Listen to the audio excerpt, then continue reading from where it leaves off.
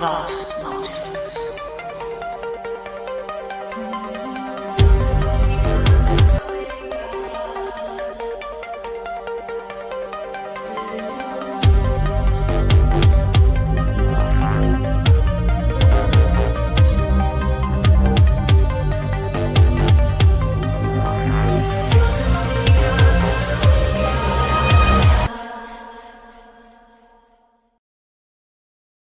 Aloha and welcome to today's Ancient Oblivion episode.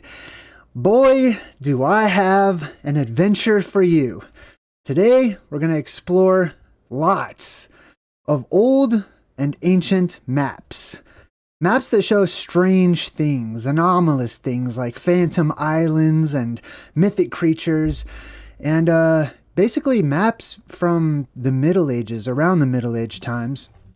And some around the Dark Ages, that depict our world as being somewhat different, completely different, really. And we're going to explore these. This is just a little thumbnail I created in the background. I want to check these out. And if you have a map that you'd like to submit for me to check out and maybe share with people that shows strange, anomalous things, feel free to visit my website and go to my Omens tab and go ahead and upload your map for me to check out and consider. Good to see everybody in the chat today. Hey, what's up, everyone? Good to see. Yes, it's going to be a good presentation. Earth Wisdom's in the chat and says that. All right, cool. So without any further ado, thumbs up if you guys can hear me okay, if you don't mind. I'm going to go ahead and make myself a little smaller here on the screen so that way we can see mostly the maps. I don't want to be in the way too much. I'm going to shrink down in size, very small. There we go. One side will make you grow smaller. All right, cool. We're definitely going to talk about this particular section too. And I also want to give a shout out to Static in the Attic. Thank you so much for your videos. Your last one, so there's a channel called Static in the Attic, and one of the last videos he shared, he was sharing this particular map that I made the thumbnail of, and that's the first one that we're going to go over actually. So big shout out to that channel. Let me go ahead and let's see. We're gonna choo. Boom. There we go. Oh, hey, it's the chat. High fives all the way across the board. And then we're going to go to our first map here. You guys want to see the cover of my new book? I happen to have it up. This is tentatively the cover of my book, the front and the back cover. But yeah, we're going to start off with this map right here. Now I'm going to use different websites as I share. Let me make sure the audio is good. Ooh, lots of thumbs ups. Sweet. Well, thank you. All right, cool. The audio is good. Let's go ahead and share some of these maps. Let's see. This first one, I do like to use this website called davidrumsey.com. So that's where this first one is going to come from. And let's check this one out. This one, a lot of these are going to be in the Arctic area, which is my particular area of interest, is the ancient Arctic lands, but we're going to check out the rest of the world as well. So this one's really interesting, and this is the one that Static was sharing over on his channel. I'm not saying that, I know him or anything. I just wanted to make sure I say thank you because I appreciate the inspiration to share this particular map. This is really interesting. I love all of these old world maps that show all of these little pictures. They're so detailed, even in these mythic islands, these phantom islands, like these ones up here. Let's see, we'll do this one right here, right? They have like all these little place names. They show you the geography. They show you where all the little towns were located, rivers, etc. They're extremely detailed, right? And one of the things I like to do in my spare time is to translate. A lot of times these older maps are written in an ancient form of Italian or Latin, basically. This one looks like Latin. It looks like there's a lot of Latin words going on here. You can often tell that it's Latin, especially whenever they use the letter V instead of the letter U right there. But let's check this out. I want to start off, let's see, where should we start on this map right here? I'm going to start over here in the corner. So this is like Scotland, right? Scoti Potters. You see how it says Potters right there? That basically means part of. And it's a synonym for land, basically. So Scoti land or Scoti Potters. And then we've got Ingli or Angli Potters. right? England, basically. Hey, whoa, thanks for the donation. Hulu Kuko, thank you for the donation. All right, cool. Let's check this out. Now, let's see. We'll start over here. I just kind of want to go through. I'm really interested in the top of this particular area right here. You can see where it says Mare Germani or Germani, right? That means sea. Anytime you see mar or mari or mori, etc., any of those derivatives, it means large body of water or sea. You can also say ocean, really. And some of the ocean names are really interesting too, what they chose for these ocean names. You'll also notice that on some of these older maps, sometimes they'll show you castles. This one is interesting because it's on fire. It's got some sort of a light on the top of that. That's an interesting one there. And then sometimes they show you these little tents, these Tartarian style looking tents. They indicate little nomadic tribes that have settled in those areas. Let's see. I'm just going to scroll down over here towards the bottom. Saxonia Inferior, so the lesser Saxon area. You see down here, right? Okay, let's check out some more. Let's see. Now, I wanted to scroll on over. Now, this one's really interesting too. So let me show you the whole map actually, and then I'll come back to the bottom. So that way we can see what we're dealing with. So up here is Iceland, right? Which we're going to get to Iceland and these northern islands up there at the top. And this is like Scandinavia up here, etc., right? So let's go back down towards the bottom. And I like on this map where they show you all of this ice. The oceans were a bit different, right? I feel, right, based on my research and cartography and whatnot, that oftentimes when in the modern world, academia looks at these older maps and they say, oh, well, you know, they were just imaginative. They didn't know what they were depicting, etc. Like all of this ice. Look at all this ice. This is a little ice sheet all the way around right here. I know it's an ice sheet because we'll see people walking on it and stuff here later on. But these older maps depict our land so much differently. And in the modern world, because it doesn't look like that any longer, academics assumes that the people were just imaginative, or that they were making things up, or that it was based on myth that has no merit in or factual basis to it. Or how about this? How about the land used to look different? How about the earth goes through changes and the ocean itself, or the flood waters really, have changed, right? They've increased or decreased, changing the land itself, and the land itself is able to be changed. Here's another little building that's on fire. Check this one out. Right here. That's interesting. I wonder why they have these buildings on fire. That's why I like to translate these. And if you have any of these ancient maps and you speak Italian or Latin and you can translate some of the information, especially if it's interesting or strange or anomalous, I'd love to hear your translation of these ancient maps. I feel like we would do well as a community of truth seekers to put our minds together and start translating some of what these ancient maps actually say so that people can understand them and come together to examine them like we have. Here's one with a little king, and this image right here is the phoenix. You see how it has its arms or its wings spread out to the side like that? It looks like roadkill, really, right? These are cosmic birds, okay? They're not actual birds that spread their legs out and spread their wings out to the side like that. If you took a bird's wings and spread it out like that to the sides, it would probably break its bones, right? Birds don't typically have their wings spread outwards. They're up higher on their back and they go outward from their back. And they definitely don't do that with their legs and stuff. But this is the phoenix. This is what this is a cartoonified emblem of the terrestrial beam of plasma that shoots up from Mount Meru. We're also going to take a look at Mount Meru on many of these maps. Since I just finished my book, I'm just formatting it right now, called Ancient Oblivion, Return to Hyperborea. Thank you, Kimma, for your donation. I appreciate you. That was very kind of you. All right, here we got some images of these bears climbing up these trees. There's some bees right here. We talked about the divine bees and the sacred honey that they produce, and how there was ancient nobility sent explorers to many different parts of the world to find this divine honey of the gods, or sacred honey of these spiritual types of bees and stuff. All right, let's see what else we have. We've got a knight in armor on top of a horse, and it looks like he's jumping over a bull or something. That's interesting. We got more knights over here, so you can tell this is more of the medieval period, right? Now, these ones have their cannons. I love these big maps where I can really zoom in and get the detail on them, right? They've got these 3 cannons pointed over here at what looks like a garden gnome. This is like the land of the garden gnomes. Not really.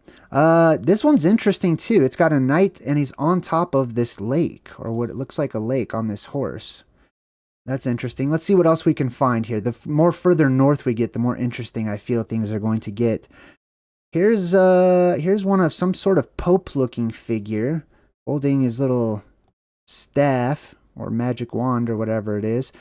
Here's an interesting-looking bird, a strange pig-looking animal, or wild boar or something. This is over towards Moscow, right? You can see it says Moscovy, which is basically Moscow or Russia. And then it says Pars right underneath that. Now check this out. This is where you see there's a difference between the seawater and where it's frozen over, right? You got all these people over here that are on skis walking on the ice between the two lands.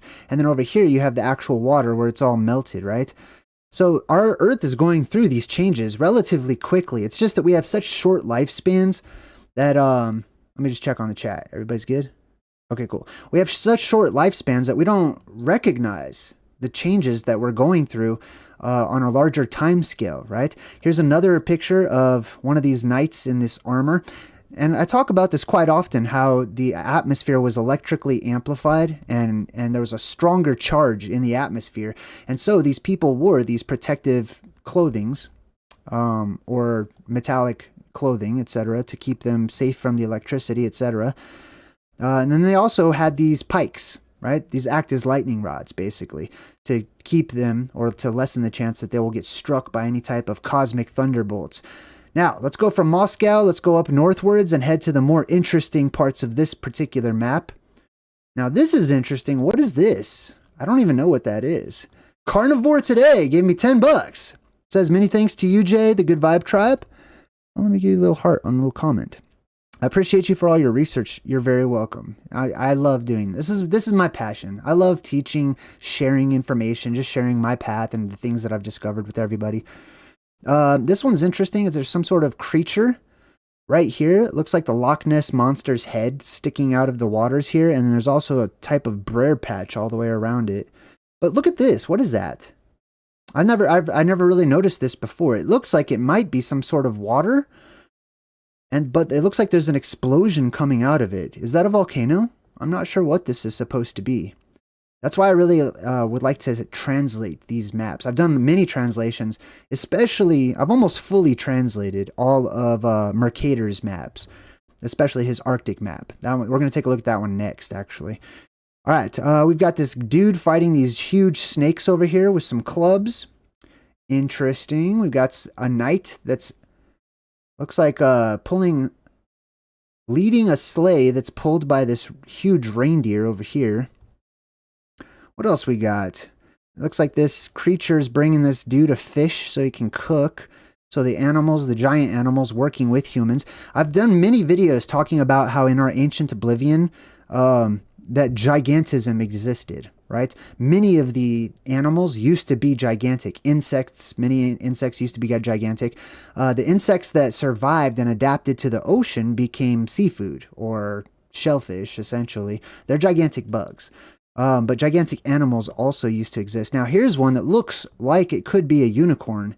And more people being sledded across the ice shelf. That's right here. You see this ice shelf between the two lands there?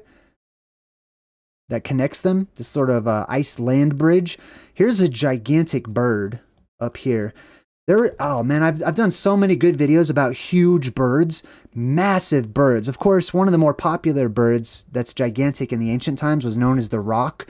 It's said that the roc, this huge bird, would swoop down and pick up elephants, pick them up into the air and drop them. And I've shared many pictures of gigantic eagles and vultures and other large birds of today that can and do pick up deer and goats and stuff. And there's pictures of those all over the internet. I don't have any of them pulled up right now, but you can easily research that and check it out for yourself to see whether or not that's possible. Here we've got some large wolves or dogs or something that look like they're fighting against the these deer or whatever is happening over here. This guy's milking a deer. Check this out. Or I don't know if that's a deer. I don't know what that's supposed to be, but he's milking it, whatever it is. That's huge and it looks serious. And it's got 3 antlers. That's interesting. All right, so we've got some more unicorn action. What else we got over here? Oh, here we go. So here's some people on these icebergs, and it looks like they're fighting against some sort of creatures that are on the icebergs up here.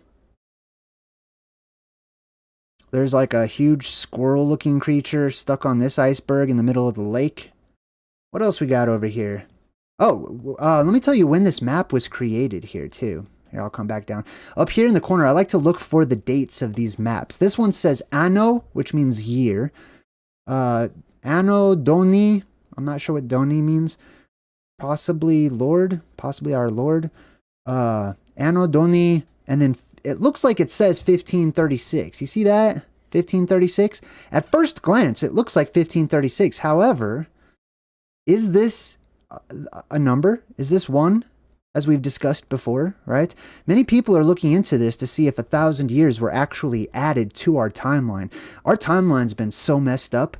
Maps and our calendar systems, time has been added and taken away, huge chunks, hundreds of years, and then possibly even 1,000 if this is true.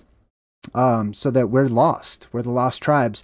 So this is possibly a J, actually. Look at the difference between this, which has a little slit down there at the bottom, and the I, which is also used as a 1. As you can see, 52, 53, over here, 54. This is 51. You have the I that has little lines across the top and the bottom, but over here on the year, they don't use that same one. You can see the I right here too next to it. This is a J. This is an ancient medieval J. J539, and it's completely different than the letter right next to it, and it's completely different from the number system that they used as far as the font that they chose, right? So it's very interesting that these dates might be different. So this could be the year 539 instead of 1539, which actually makes a lot more sense to me. This is the Scythian Ocean, the Oceanos Scythicus, they could call that. This is basically the Tartarians. This is the Scythians. This is the northern tribes. These are the Phoenicians also, basically, that were the seafarers that came from the north, from Hyperborea, from the lands up north, and then they migrated on down this direction into the southern continents where we now inhabit and live. And then they would be nomadic in nature, which is why you tend to see like tents like this. These are those nomadic Tartarian style tents that I was talking about. You'll see these spread across the northern hemisphere all the way around as those tribes made their way down, landed on these highlands, right? After the flood waters came, this is what's left, is the highlands. They landed on these highlands, and then they would be nomadic in nature, and they would circle around, and they would leave their marks. And you can see there where they used to set up shop or settle. Some of them settling and staying, some of them incorporating themselves into families down here of those of the Southlands and nobility and different tribes of the Southlands. But they would tend to just walk across and settle as they made their way across up there. Now, right next to the date up here, let's check this out. This is the top. They don't show you the North Pole on the map, but they still put it there. See how it says Polvus or Polus, which means pole. The reason it's called pole is because there's an actual pole, a bar, a beam of light, a column, a pillar that shoots up out of the earth. Not just one, but many. But the largest of those is at the North Pole, in the middle of the world, at the exact center of the world. And it's interesting. On many of these older maps, they put the sun right there, right above the North Pole, where the North Pole would be. It's oftentimes represented by some sort of a symbol or a sigil that represents light or a sun, basically, right? When the sun never rests or it doesn't typically rest above the North Pole. All right, and then right underneath that, clearly we can see this. This is of particular interest, and this section right here is why I used this as the thumbnail. This little island, right, which it might not be as close as it looks like on the map, right? And right next to it, you can see those Tartarian-style tents. I'm just going to call them that, okay? Many tribes were nomadic in nature and used these types of tents. But you can see this circular island right there, directly underneath where it says Polus Arctus, and then there's these other subsequent phantom islands, we'll call those, surrounding it, right? Acting as what I believe to be anode and cathode islands, energetically speaking. It says Insula Magnetu, or Magneta, magnetic island. That's what this means. It is a magnetically charged island, which gives rise to many different stories of ships that would get too close to those magnetized islands. And if those ships had metal, especially the nails and things like that, and if the ships were actually made out of metal, they would start floating closer and closer to those magnetic islands and crash into them. In my new book, I give many examples of these theories of that I have about these ancient stories of these ships crashing into what are called lodestone mountains, or mountains that are completely magnetic, so strong that they actually attract and pull weapons and armor and ships and stuff like that. So many times these ships would crash into these islands over here. Now, those people that survived, and you can read more about this in my new book once it's out, those people that survived those crashes would be marooned. They'd be stuck. They'd be stranded on these little magnetic islands, or islands of power, places of power, as I like to call them. And they would go through, naturally, all of the debris and the trash and the rubble and the wreckage, and they would pick up the pieces and the parts of what they could in order to try to make themselves a new boat and get the heck out of there, right? But in the meantime, they'd become accustomed to the new land. They would get used to it. And then they would probably see other ships crashing into it, and then they would go loot those ships.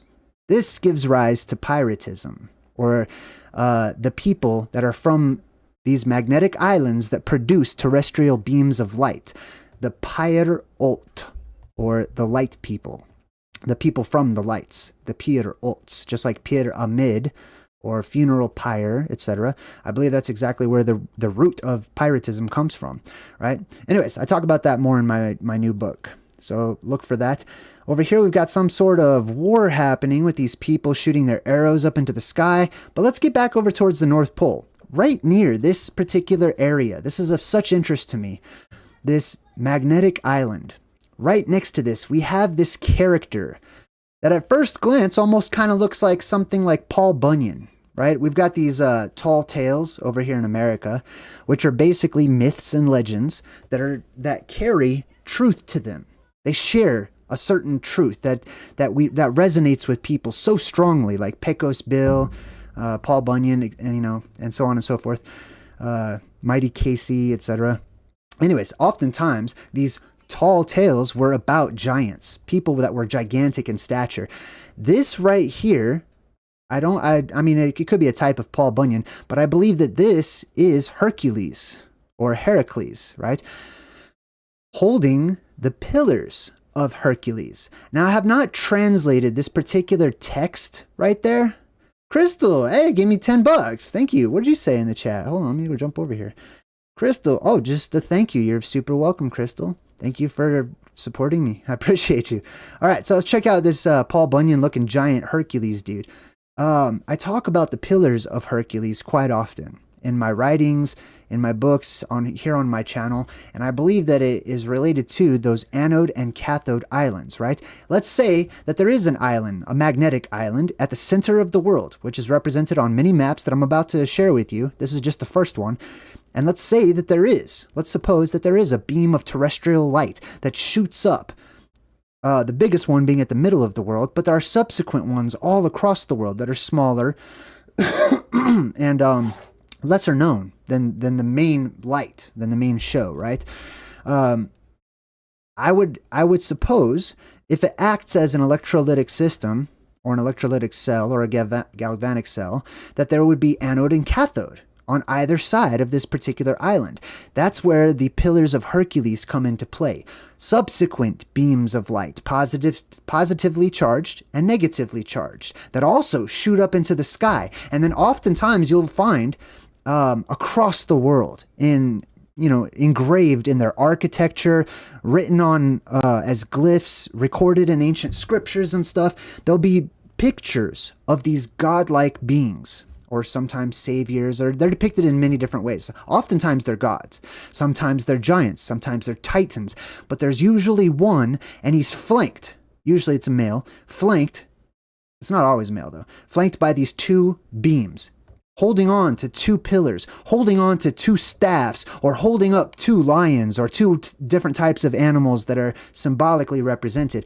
Those are the pillars of Hercules. This is the Colossus. And you go through those legs, right, of the anode and cathode beams that shoot up and arc over Hyperborea. You go through those, and you end up in a place that has more land, because that place leads down into the earth, goes down into the hollows of the earth itself. So, very interesting things. We've got, it looks like some sort of a possible lion-type creature right here. I'm not sure exactly what that is. Now, I do believe this is Hercules. You can also see his club right there, lying on the ground behind him. Anyways, I really like that. It's interesting stuff too. This is, oh, here's another example of a giant bird carrying off an animal, right? So there's looks like a possible rabbit. I'm not sure what kind of animal this is. Looks like it could be a rabbit. But this is depicted in many different ancient myths and legends. Oftentimes, the closer you get up to the north, they'll put pictures of griffins and mythic and legendary animals on these maps, right? In modern academics, they would have us convinced that, oh, it's just creativity. No, that would be lying, right? If they put things that don't exist on a real map, they could lose credibility. They could lose their job as a cartographer, which was, I imagine that paid pretty well, being that these cartographers were oftentimes commissioned by royalty, by nobility, which means oftentimes that was under the penalty of death if you purposefully put stuff on a map where the royals were going to send their navy or their explorers, to risk their lives, etc. I don't believe people just put things on maps haphazardly. Let's see what else we got up here. Now let's make our way over towards Iceland. I do want to check that out. I'm just kind of skimming over. I wonder what these are. I don't know. I have a feeling that this is a butcher, this is a baker, and that's a candlestick maker. Okay, I'm sorry. All right. I don't know what these are, though. These are interesting looking fish deals. Yeah, I don't know. Interesting. There's some sort of huge bird in the water right there. All right, let's zoom out a bit. There's more Tartarian-style tents. Let's see. Got some people setting up shop. This guy's showing what looks like his voice in a box. I don't know what that is. Let's see what else we got here. People praying to the standard. Now, here's another thing, too, right? It's almost as like the Pledge of Allegiance, which I'm not supportive of. But the people praying to the pole. See that? So these people set up poles. This is rod worship. It's pillar worship. It's column worship. Now this one has a standard on it or a flag or whatever, but they're basically praying to a beam that shoots up out of the ground, which is also like the origin of Christmas trees and things of that nature too. This area looks like it has lots of cavernous systems inside of it. These look like possible wildmen holding on, or giants that are holding on to boulders. I'm guessing on this one. But it looks like giants that are throwing boulders at the people in this ship. This looks like what I call a phantazoid right here, right? That is some sort of ancient monster. There's some words here. Looks like Pols Maru Stiskis. Man, I wish I could translate that off the top of my head. Right underneath this strange phantazoid creature, which is an otherworldly gigantic monster. You could say dinosaur, you could call it whatever you'd like to. We've got another one that looks sort of dragon-like. Huge, gigantic bird with this big lizard in its mouth there. Let's see what else we've got over here. Oh, these guys, all these people riding giant reindeer are of interest to me. Have you guys seen The Lord of the Rings, where the elves, especially the king of the elves, rides on this gigantic deer? You know how big deer used to be in the ancient world? Huge, gigantic, like bigger than moose, basically. Now these these deer have 3 antlers every time. Look at this. And these deer, I'm going to call them deer. I don't know what exactly they are, but look at these horses in comparison right next to me, right? These people look a bit worried. So could these be giants that are riding on top of gigantic deer that smaller humans in the Southlands wouldn't be able to really tame or ride on top of? Possibly. Interesting. I don't know. Let's continue on. Let's see what else we got here. Let me just check the chat, make sure we're good. Crystal! Hey, thank you so much, Crystal. I appreciate you. I think that was old... Oh, Abby, too. Abby. Oh, thank you, Abby. I appreciate all you guys. You guys are very kind. All right, let me jump back into this map here. All right, now, let's see. Let's make our way over towards the Iceland area. Wait a minute. What is this? We've got more of those deer that are pulling this cart, this gigantic cart. But here's some dude ice fishing. Here's a guy holding his axe backwards to smash these eel-looking fish. Another huge bird in these trees. What else we got over here? He's definitely going to the bathroom. Abby Oz, thank you. You're welcome, Abby Oz. Thank you. High five. Yeah, so check it. Look at this dude. Why are they showing him going to the bathroom? And then there's like a skeleton right there. Do you see that? There's this strange skeleton of some sort of creature. This guy's out hunting. Almost looks like he's got some long ski-looking shoes on or something. And then it shows this thing, whatever, I don't know, it looks sort of like a lion. I don't know what that is, but it's going to the bathroom, whatever it is. Let's see, we've got troll. This says trolley over here. What is this? Now these look like people, but they actually look like mannequins. I wonder if this is an area where there was either trolls or people set up mannequins as scarecrows to sort of try to ward people off, you know, as warnings or something. Because look at the difference between these figurines right here and actual people. When they draw actual people, right? With facial expressions, you know, body parts and stuff like that. And then these just faceless mannequins on the tops of these mountains. I wonder what that's about. Let's check out some more stuff up here towards the north. Let's see, we've got a bunch of fish. Oh, here's a huge whirlpool. Now, I had a viewer tell me that this whirlpool still exists up in the northern areas. Some sort of huge pufferfish looking deal up there. But look at this whirlpool with what looks like a boat that's been sucked into it.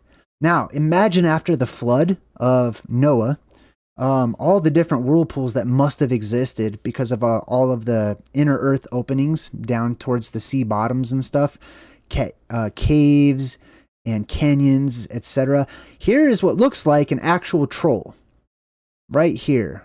What do we got right here? This definitely looks like your typical troll with the huge long nose, or you could say elf as well, right? They probably take on different forms, but long ears, huge nose, and then the feet. Look at those feet. See how they're kind of bird-like? Remember how I was talking about the legendary tribes of humans? Like I think it was during my video about the dog-headed tribe, right? Many different tribes of humans that were mutants. Whole tribes of mutated humans. This is a genetic mutation that has survived to this day. There are people that have bird feet. They're like just like this. They look like Ninja Turtle feet, right? Where it's like they have like 2 huge toes in the front and then like a big heel in the back. And it looks like they have bird feet, basically. That's a genetic mutation that has survived to this day. Let's see what else we got going on here up in the north. Let's see. This is the northern... Oh, look at these sea monsters. Check these out, right? So this one looks like some sort of armadillo-type exoskeleton happening with webbed feet down here at the bottom and a tail and some sort of horns or spikes happening. And then this one is real strange. It's got like these axolotl tentacle gill-looking things sticking around its head. I wonder if axolotls grew to gigantic sizes too. Let's see. We've got anything else I missed over here? Let's scooch on over. We got some debris up here towards the north. Now, there's going to be a lot of debris around the Arctic Circle after a world storm. After atmospheric depressurization, it creates a world storm. The winds up in the jet stream are all going to push, everything in the same direction. It's also going to cause the currents to move around in the same direction after the flood. Now, the flood has already come and gone, so next would be fire and plasma. That's also going to follow suit in the same direction. But because of all of that debris, it accumulates up there in the north. And then those freezing cold air gets pulled down and then instantaneously freezes animals and flora and fauna all over the place. And then that gives us what we call today permafrost, which is a bunch of dead life, frozen dead life up there in the Arctic. And now it's all starting to unfreeze and people are starting to go up there to explore. Check this boat out. It looks like a UFO. Look at that. Look at this weird boat with this weird top on it and these two little portholes. That's interesting. This guy is definitely wrecking his boat. So the sea was a dangerous place to begin with. Now, I also believe I've done many videos about monster hunters, real actual monster hunters, right? Because clearly, if you look at all these maps that we're going to check out today, this is going to be a long presentation. I got so many more maps to show you guys.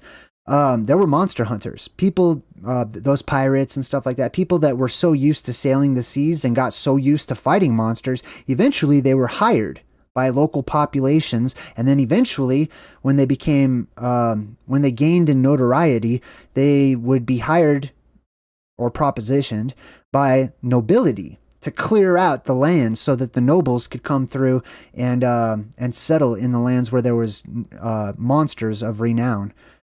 Kimma, thank you so much, Kimma, for your constant support. You're so kind. Let's see what else we got here. Thank you, Kimma. Let's see, we've got these sea monsters attacking ships, gigantic, huge. Now, in modern academics, they'll say, oh, that's a whale. Really?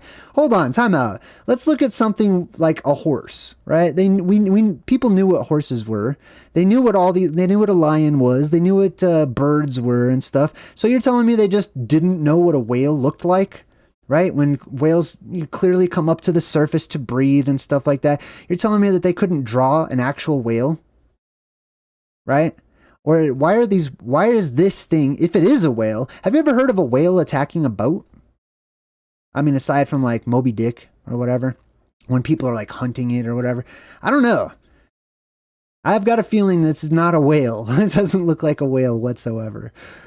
And the stories don't. Now there are the actual, now that I think about it, there are whales that are attacking boats right now. We talked about that in my Omens episode, right? The killer whales, the orcas that are over towards the Pillars of Hercules, allegedly, right? The Rock of Gibraltar or whatever. All right, let's continue on over here. Now you can see the ice all broken up over here. I want to point something out. This right here, at first glance, people might just say, oh, it's just a bunch of icebergs. Yes, it is. Where'd that come from? That's fresh water. All of that is fresh water. Where did all this broken pieces of freshwater ice come from? Right? Well, I have a theory that the sky, the firmament, the dome, the actual physical portion of the land, as it is depicted in ancient cosmology, the world across, is made out of ice. So, if that sky breaks, or a portion of that sky breaks, some sort of a hump up there attached to the firmament itself, if there's this hump that dumps down onto the ground, or Humpty Dumpty, if this hump of ice falls down and breaks off, and let's say it's just located, I don't know, right above the North Pole, then it would break off and form an Arctic shelf, or a bunch of broken up Arctic pieces that can't be put together by the king's men and the king's horses, which are basically right here too. Humpty Dumpty. That's what I'm saying that is. I'm saying this is the shells of Humpty Dumpty, which is the ice of the firmament whenever the last time the sky broke open. All right, what else we got here? Let me check the chat. Okay, good. Yeah, sky ice. Tasty waffles. The Teenage Mutant Ninja Turtle feet are wild. That's funny. All right, let me get back to this map. All right, we're going to finish up this map and then move on to the next one over here. Here, let's see, what do we got up here going on? Some guys playing a fiddle or something up here. Some animals, little whistle pigs or something popping up out of the ground. Cryptoporticus. That means hidden doorways, I believe. Look at that. These little cave systems up here. In now this is Iceland. See that? This is where the word island comes from. That's why it's spelled with an S. If you ever wondered why island has a silent S on it, it's because originally it land that was just surrounded by water was called the ice lands, right? So all islands are named after ice lands, right? It's called Islandia or Icelandia. All right, let's zoom in and let's check out what else we got going on here at Iceland. Oh, this is interesting too. I like to check these out. These winds, how they depict the winds that come from the north, right? There's different places where the winds come from. This is called septim. Sometimes it's with an N right here. Septentrionalis or trionalum. It's spelled differently depending on the languages, French or Latin or Italian, etc. But you'll see this if you start looking at different maps. I'm going to point this out on all the maps I'm about to show you. Septim means seven. Seven. In modern academics, they teach that this means north. Nothing about that word means north. Not one part of that word means or implies north at all. But there's something that has 7 things in it that is located towards the north, which is really hit home upon in the book of Revelation. If you're a biblical scholar or you like to read the Bible or you're into eschatology as I am, this up here, the 7 mountains, basically is what this is all over the book of Revelation. Now, let's see what else we got going on here. So we got the Septentrionalis, which I also talk about. It's a whole chapter in my new book.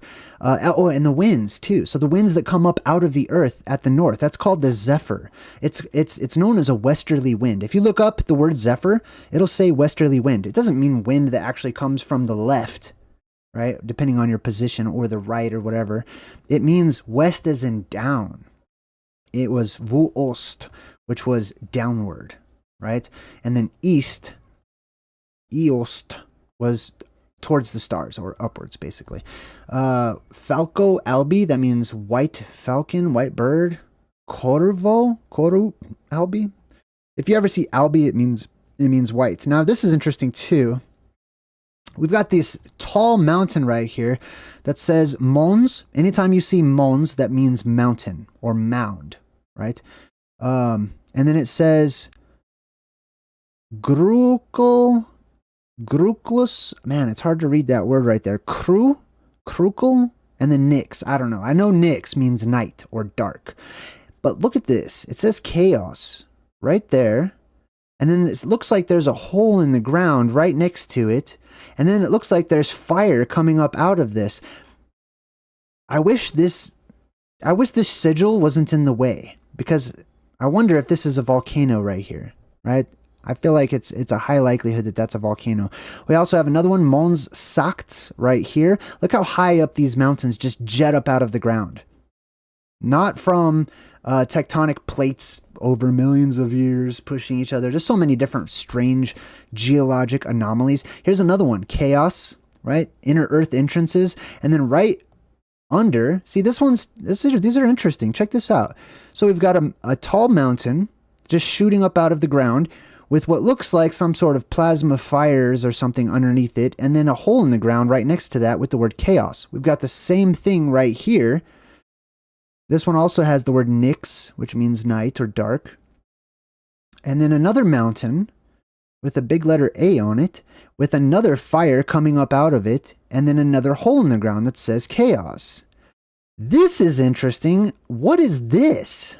I just noticed this. These look like modern skyscrapers, don't they? Saxa.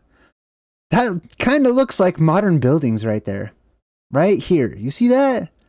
I don't know what that is. These clearly are older style and stuff. There's some sort of a castle looking structure, rampart over there, a house. But here, what is that? What is that? It looks like skyscrapers. I don't know. I'm not saying they are.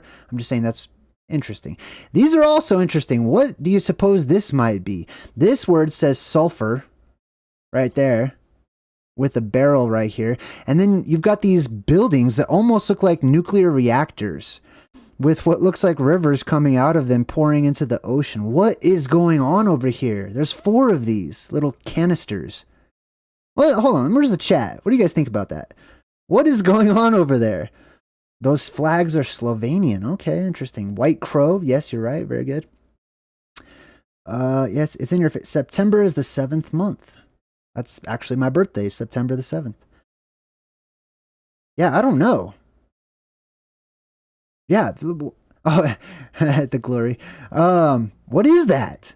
What are these? Why does it look like there's nuclear reactors and skyscrapers on this ancient map from like the year 500 possibly? Or 1500, the Middle Ages at the very least.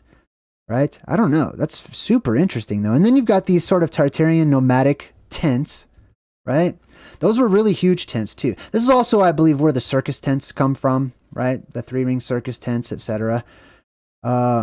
Traveling circuses and whatnot. Strange people from foreign lands that charge to show you all their weird things they brought from different lands and stuff like that. Yeah, how many people have ever seen a whale that has 2 spouts on the top and a pig face? You know what I mean? I've never seen that. I don't know. Let's and there's these huge, oh, they're like dumping these barrels out. What's going on over here? These are so interesting. Look at these stories. This guy's blowing a trumpet, maybe as a warning, but they're dumping all these barrels as they're being chased by these sea monsters. I wonder if those are explosives in the barrels. Interesting. There's definitely a flying one over here. There's a horned one right there. There's a dragon-looking deal right there, way bigger than that boat. These are some of the, what do you call them? Phantom Islands. So this one right here, Fare, or the Faroe Islands, Ambra. Look at all these different tiny little islands. And these are also depicted on Mercator's map as well. Check this out. These ones are interesting. This one's definitely on Mercator's map. Look at all these tiny little islands right here. What's this one called? Pomona? I know that's a city in California. Look at that. Okay? Now, some people would look at this and they'd be like, without that dude in the claw, some people would look at this and say, oh, well, they just made the lobster gigantic so that you can see it. Because if they put a real size of a lobster, you wouldn't be able to see it because of the scale. But they clearly put a human in the claw of this gigantic sea bug to show you the scale. Either that or the human is this big. You know what I mean? This is a gigantic arachnid. An ocean arachnid. An ocean scorpion. I don't know what you want to call it. Lobster, whatever you want to call it. People can eat those if they want to. I'm just saying, this is gigantic. Okay? Gigantism. And I have a whole video all about gigantic bugs and how one day they'll return. Joshua Adams says, I love your channel. Thanks for the interesting research that you do and that you share with us. Well, thank you, Joshua. I'm trying to heart your little comment there, but the chat's moving a little quickly. There we go. Thank you, Joshua. It's probably going to pop up here in a second. Look at that gigantic freaking ocean bug, man. Now, oh, this is interesting too. Thank you again, Joshua. High five, and high five to all 263 people who are watching right now. I appreciate it. It's fun to go through this stuff with others. Now, this is interesting too. The Insulae Hebrides. Man, what is all of that? I don't know. I'm gonna have to translate that another time. All right. What else? What other? There's Thule up here somewhere. This looks like it could be Thule. It's called Tile, right? The Tile Islands. Tiles. Let's see. The Faroe Islands. What else we got up here? These are all Phantom Islands. Why is there a moose? I mean, an ox. That looks like an ox in the water. Maybe that's I don't know. Maybe that's the big blue ox. Here's another one of those giant lobsters fighting a sea monster. Look at that thing. Clearly attacking it, fighting it. there was war being waged between all of these otherworldly creatures all around the world. Here is one of those worms. Gigantic worms. Now, there's different classifications of phantazoids, as I call them, right? This is one of them, the worm class, and they were just called worms. They're giant worms. They're gigantic serpentine. And it doesn't, I mean, it could represent plasma that's attacking the ship or whatever, but I found lots of evidence for, typically they're displayed as sandworms. Right? These worms that live in the sand. There's all kinds of different serpentine worm-like creatures that wait in the sand. I'm going to get to that one in a second. That wait in the sand. They're gigantic, and they will pop out. There's this one that has like a double jaw. It just waits. It opens its mouth on the bottom of the ocean, and when a fish swims over it, it goes whoosh, grabs it and pulls it back down into the sand, just like in the movie Tremors or Beetlejuice. Right? So these things existed. They were drawn on maps. Look how huge they are. Now, speaking of scale, here's another sea monster that people are in the middle of. These professional monster hunters out here on the ocean are trying to capture this one, which is giving a ride to these people who are cooking on it.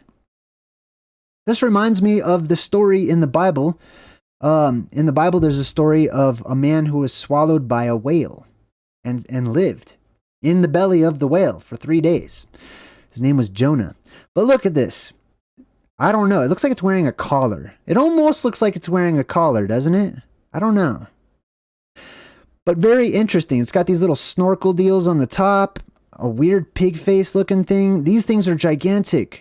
Look at the size of it. There's people riding on top of it, which was shown to us in that Netflix movie Sea Beast, which we also broke down in my Truth in Movies. I don't know. Lots of interesting things that are happening over here. That looks like an ant person right there. I don't know what that is. And then these look like ley lines to me. These look like the places of power or vortices where the Earth's magnetic field stacks up. All right. Let's see. What else we got? Anything else we got? What is this? This looks like someone's overboard. Yep, there's people overboard right there. Definitely fell off of the boat, and there's cannonballs, so we have, oh, yeah, these are pirates fighting each other. Or I don't know if they're pirates per se, but these are people going to war with each other. See all those cannonballs flying off and breaking the mast and stuff, and all the people abandoning ship? How interesting. There's so many stories that are happening here. I love this. All right, let's go up here. Oh, this is an interesting little island. Now, unfortunately, on this map, I'm going to show you this island on other maps. Pardon me. On this map, it's blocked off by whatever is going on up here. I don't know what all that is. But this island right here is called Vitsark, right?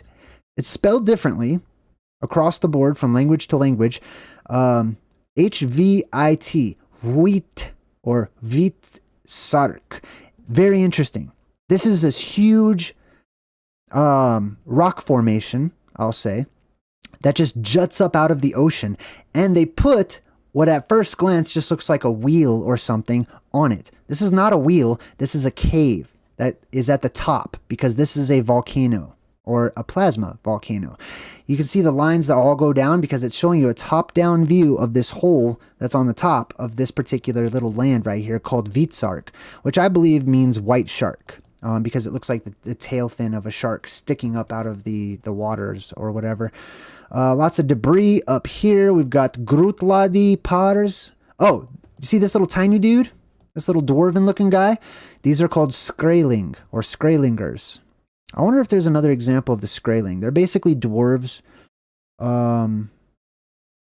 Yes. So there are certain islands up here towards the north where there's tiny people. Like munchkins. That's where the munchkins come from. Let's see. This means map, carta marina, which means ocean map, and description of the septentrionalum terrarum, which means the enclosed earth, essentially. I don't know what the rest of that means. All right, I think I'm ready to move on to the next map. Did you guys enjoy that breakdown of this one right here? These are so interesting. Oh, and then this is Scotland. That's where we all started. Okay, cool. Let's check out the next map. Okay, let's move on. Now, Oh, this is that area that we were just looking at. That's more of a modern map. Let's get rid of that. Here's another one. This is an older map of the same area. So you can see this is like Sweden and Norway and stuff like here. Let me zoom out a bit. Same area. Okay, this is a little bit more northern, but I wanted to show you these pictures that they have up here and just point out a couple of things. Oceanus up here, and then look at the very top. Let's see if I can get the very top up here. So they're blowing the trumpets. You see the angels blowing the trumpets, right? These are those strange sky sounds that people hear. People are going to hear trumpets, or what sounds like trumpets. It's electricity up there in the atmosphere that's reverberating back and forth, and it will sound like trumpets. It will sound like a T-Rex. It'll sound like Godzilla. I don't know, but it's trumpets sound. It's a shofar sound in Hebrew. The trumpets of God, etc. Now, up here, we've got at the top again. There's that same word. Septen, this time with an N, trio. Now, that trio does not mean three. I know we're used to that in the modern language of a trio or a duo, etc. But this actually means tree, and it comes from the word deru, right? So 7 trees or 7 mountains, which are what the trees come out of because they're plasma volcanoes. Let's see if there's anything else I wanted to share on this one. Oh, that's the Ocean Septentrionalis, which has been mistranslated as Northern Ocean. It does not mean northern. It is in the north, which is why they believe it means that. This is the Sea of Moscow. Looks like the White Sea, Mare. Anything else on here? I forgot why I pulled this particular map up. I can't remember. All right, let's move on to the next map. Yeah. This one's kind of boring. Oh, my favorite. All right, cool. So this is Mercator's map of the Arctic. Okay, Gerardus or Gerardus, however you want to say it, Mercator. And this is one of the most famous ones. It's beautiful. It's excellently done. I have this hanging up on my ceiling in my room right behind me. And here's some of those phantom islands that we looked at. Let's check those out in the corners. You see these little circles off in the corners that show you these other little islands down here and down here? This one I featured when we were breaking down the rings of power because they have an island that looks like the shape of a star or a 5-pointed star. This sort of kind of looks like a broken 5-pointed star, possibly. This one is called Friesland Insula, which means island. That weird looking F right there, when you start studying these maps, you'll start learning the different scripts of ancient languages. This right here is actually more of an S. Okay, so that's an F. That right there is more of an S. Friesland. Friesland. Insula. That's how you can tell that's an S right there. You can always compare these letters to other known words so that you can figure out what the text is really saying there. But this is very interesting. Now, take note all the different names. This is supposed to be a phantom island that doesn't exist. However, we've got all these little cities and towns and buildings and names of places with what looks like a little magnifying glass right there, right? The names of the little oceans and inlets. This is not some phantom mythic island that doesn't exist because Mercator, a world-renowned cartographer, just wanted to make up his own little Lord of the Rings lore or whatever, right? Look at this little forest. Look at the detail in this forest right here.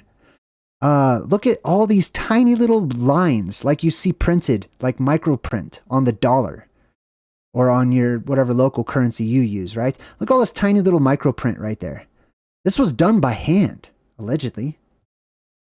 And then there's the word pars again right here. Let's see, this ocean, something, I can't translate that one right now. All right, now let's zoom back out. And over here, you can see, I think these are the Faroe Islands. Let me scooch on over to this other phantom island.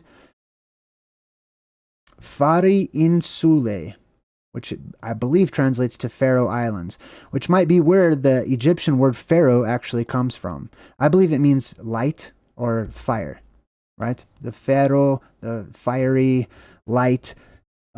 It's the same as pyramid, except for it's not a P sound. It's more of an F, like phone, right? Or Phoenician or Phoenix, etc. But we have what looks like the Faroe Islands. Maybe that's where the pharaohs came from. The ones that held the scepter, the leaders, the light beams of the world. Let's see. Bishops sound. Interesting. All these different names, fare. And then this has some sort of a tower right there in the middle with a line sticking out of it.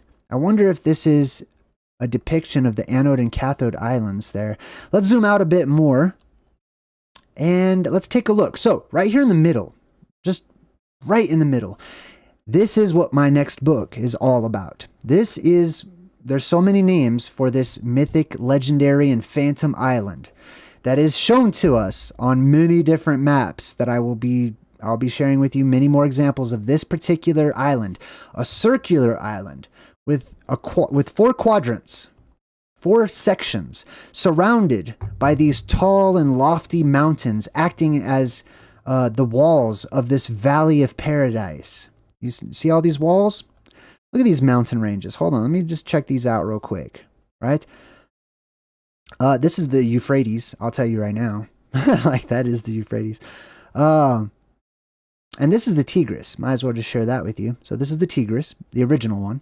This is the original Euphrates up here, which means between the Tigris and the Euphrates, we will find this land, which is called Mesopotamia originally. Now, you have to imagine, this is the island paradise, this is Hyperborea, etc. These quadrants would have had all their different locations, names, towns, townships, valleys, and cities and stuff like that. Babylon's going to be in here. The original Egypt will be in here. The original India will be in this area right here. And then those nomadic people, when they were kicked out of the garden, symbolically speaking, right? When the energy reversed and there's actually a protective barrier around this island. It's an energetic barrier. They left and they became those nomadic tribes that wandered about and set up their tents and stuff that we just went over, right? They renamed the new areas where they settled, where they established their kingdoms and whatnot. They would rename those new rivers like the Euphrates and other things, and the Tigris, etc., after their homeland, in honor of their homeland, in honor of the places where they came from and hoped to eventually return to one day, which is Hyperborea. This is also really interesting. People wonder why Greenland is of such import. Old world Micmac. Hey, thank you. I appreciate it. People wonder why Greenland is of such import. Why does Trump want to buy the entire island of Greenland? Why is this northern part of Greenland on Google Maps all blurred out and nobody can see what's up here? Well, you'll notice Greenland is, on these old maps, almost directly connected to this little peninsula on the island of paradise right here. This little hook, this little horn, right? Greenland almost touches it. There's 2 other small islands right here that are depicted on different maps. And Greenland goes all the way up to this little horn, this little edge, which also shows you that there's land just outside that people could walk on and settle. They don't have to worry about these huge, what I call the cliffs of insanity, jetting up right there, right? So this is very interesting. We also have that Vitsark. Remember that little that Vitsark mountain, that white shark mountain? That's also depicted on this one too. We scroll down a bit, we can see it just jutting right up out of the middle of the ocean here. Now on this one, it's Vitsark Mons. This little strange formation shooting up out of the middle of the Arctic Ocean right there between, they put it here between Iceland. This is where we just were. Iceland looks like a little sea monster in itself. They put it between Iceland and Greenland, which is called Groenland. And then over here, not to be confused with Grokland. Now, I have a hypothesis. I have a theory that this Grokland is the original Greece, right? That the people from modern Greece actually came from, there's different countries that came from these different phantom islands. Some are subsequent on the outside of paradise. Some are from within paradise, right? But to me, this is a high contender for the original quintessential Greece, where all of the actual Greek myths and legends come from, right? Up here, which would make more sense if you have all of this energy and spiritual, energy or whatever that's happening up here towards the North Pole, that those myths would have translated to Grokland or Greece land, basically. And then those people would have migrated and founded modern Greece. And then they would have brought their legends and histories with them. We've got St. Hugo Willoughby's land over here, another phantom island. What else we got? Oh, this one up here I wanted to talk about. So remember I talked about the anode and cathode islands, right? So we've got one on one side, we've got the neutral point, Mount Meru, and we've got one on the other side over here. This one is more prominent than the other one, right? The more prominent one, as far as if we look at this map like it's a battery, like let's say that the Earth carries its own charge and is self-running and self-energetic, right? Let's say that this is the heart of the Earth, that this is where all the energy basically comes from or out of inside of the Earth. Remember, this is the surface. We live on the surface. This right here in the middle is the west going down into the Earth. This is the beginning of the western lands, which is those that go down into the Earth. But anyways, we would have an anode and a cathode, at least one of each on each side, possibly more. But the one that sticks out the most is there's a positive charge and a negative charge. One of these receives energy or life or spirit or whatever you want to call it, and it actually because it's receiving energy, it actually receives, how do I describe this? It grows. Okay, so this island in the water underneath it and in the air receives chemicals and gases and stuff that turn into actual physical substance, which means that the island itself gets bigger and bigger and bigger, while the other one should recede over time because it's the one that's giving pieces of itself away. It's losing energy and it's losing molecules and stuff. Anyways, let's check out this one right here. Just like on that other one, we have this strange rock formation jetting up out of the Arctic Ocean with a circle right there in the middle of it. And right here it says Polus Magnetis Respectu Insularo Capitis Viridis, which basically translates as magnetic pole, or this is a place of power where one of those poles, not the pole, okay? In the modern, it helps me when I research these ancient maps and things of that nature. It helps me to partition my mind and put aside modern thinking and our modern geography and our modern definitions and stuff like that, and to imagine living in a more magical world or a more mystical time where there were monsters, and to take, instead of taking those things for granted, to take them at face value and to say, suppose there was magic, suppose there were monsters, suppose there was more mythic and legendary times, right? So it helps me to better understand this. Now, also, look at all these millions of dots. Think about how much time and effort and passion went into making this map. Look at dot. How many dots do you suppose are on this map? Look at these fine lines over here, right? So we have this rock formation jutting up out of the middle of the ocean. That it basically says it's a magnetic island. It's a lodestone island. It's an island that has a hole in the top. It's basically a plasma volcano. Now let's look at the location. This says Asia, clearly right there. Badagu is an interesting place right here. But let's look at the continents. It's between Asia and, if we scooch it on over, California Regio up here, aka Alaska, basically. So this says America. If I zoom out, you can see that it says Pars, America Pars, right? America Pars, right there. So up here is basically sort of Alaska and Canada. This would be Alaska, this would be Canada, somewhere in that general vicinity. So if we look, whoa, I didn't mean to do that. If we look between on our modern maps, I'm going to pull up Google Earth right now because I can find this place. This little magnetic pole right here, that's an island of life that just juts up out of the ocean, plasma volcano, is owned by Russia, possibly. I have a contender for it. Now, if we go over here, this is basically what used to be the Soviet Union and stuff right here. But check this out. Remember where it is, okay? Now let's pull up Google Earth real quick.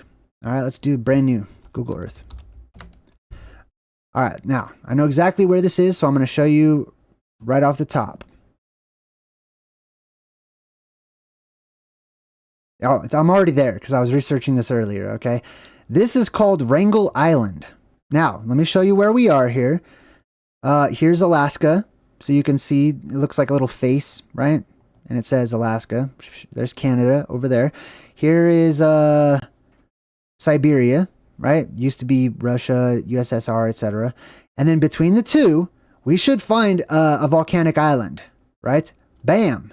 Right there. Now there's also this weird line that goes from this island all the way to the North Pole. There's so many weird things on Google Earth. But look, Wrangle Island. Mysterious land. Mysterious land that has these like cliffs all the way around it. It's difficult to get onto this island. I've researched it. But right next to Wrangle Island is this little strange guy. I'm gonna talk about Wrangle Island here in a minute. But before I do, let's look at this. This entire island is grayed out, crossed out, off the map. Can't look at it, can't look it up, don't have any idea what's there. There's clearly something here that they don't want people to see. The entire place, just gone. Erased off of the map, or off of the satellite imagery, or whatever it is, right? So, let's scooch on over, and let's check out its neighbor, which is way bigger, Wrangle Island, right? Now, here's an interesting factoid about Wrangle Island. First of all, it's a volcanic island, okay? But in addition to that, they find mammoth fossils all over this island. They say they found the bones of woolly mammoths and stuff. Tell me how exactly does a woolly mammoth get onto this island? How would that even be possible? There's all these woolly mammoth bones and stuff that are found on this island and stuff. Well, if it is a volcanic island, or at least its neighbor right here, and keep in mind that all this little ocean, this is Noah's flood, wasn't always here, okay? So before the world flooded, you could walk anywhere. You could pretty much go anywhere, right? After the world flooded, whatever was there was stuck there, right? However, there's another possibility, which is inner earth entrances in the form of modern day volcanoes or ancient volcanoes. Before they were full of lava, before they were all plugged up and sealed off and keeping the inner earth inhabitants out of the surface world and keeping the surface world out of going down into the inner earth. Nothing to see here, says Tony Simmons in the chat. All right. Anyways, so this is extremely interesting, right? They totally blur this little spot out. Why? What's the point of that? Clearly, it's important. And in that same area, we find this on the ancient map, this little volcanic magnetic island. Interesting. We also have Baragu right here, which I should talk about more. But I want to get back to Wrangle Island real quick, right? Now, this entire island, Wrangle Island, is off limits. It's owned by Russia.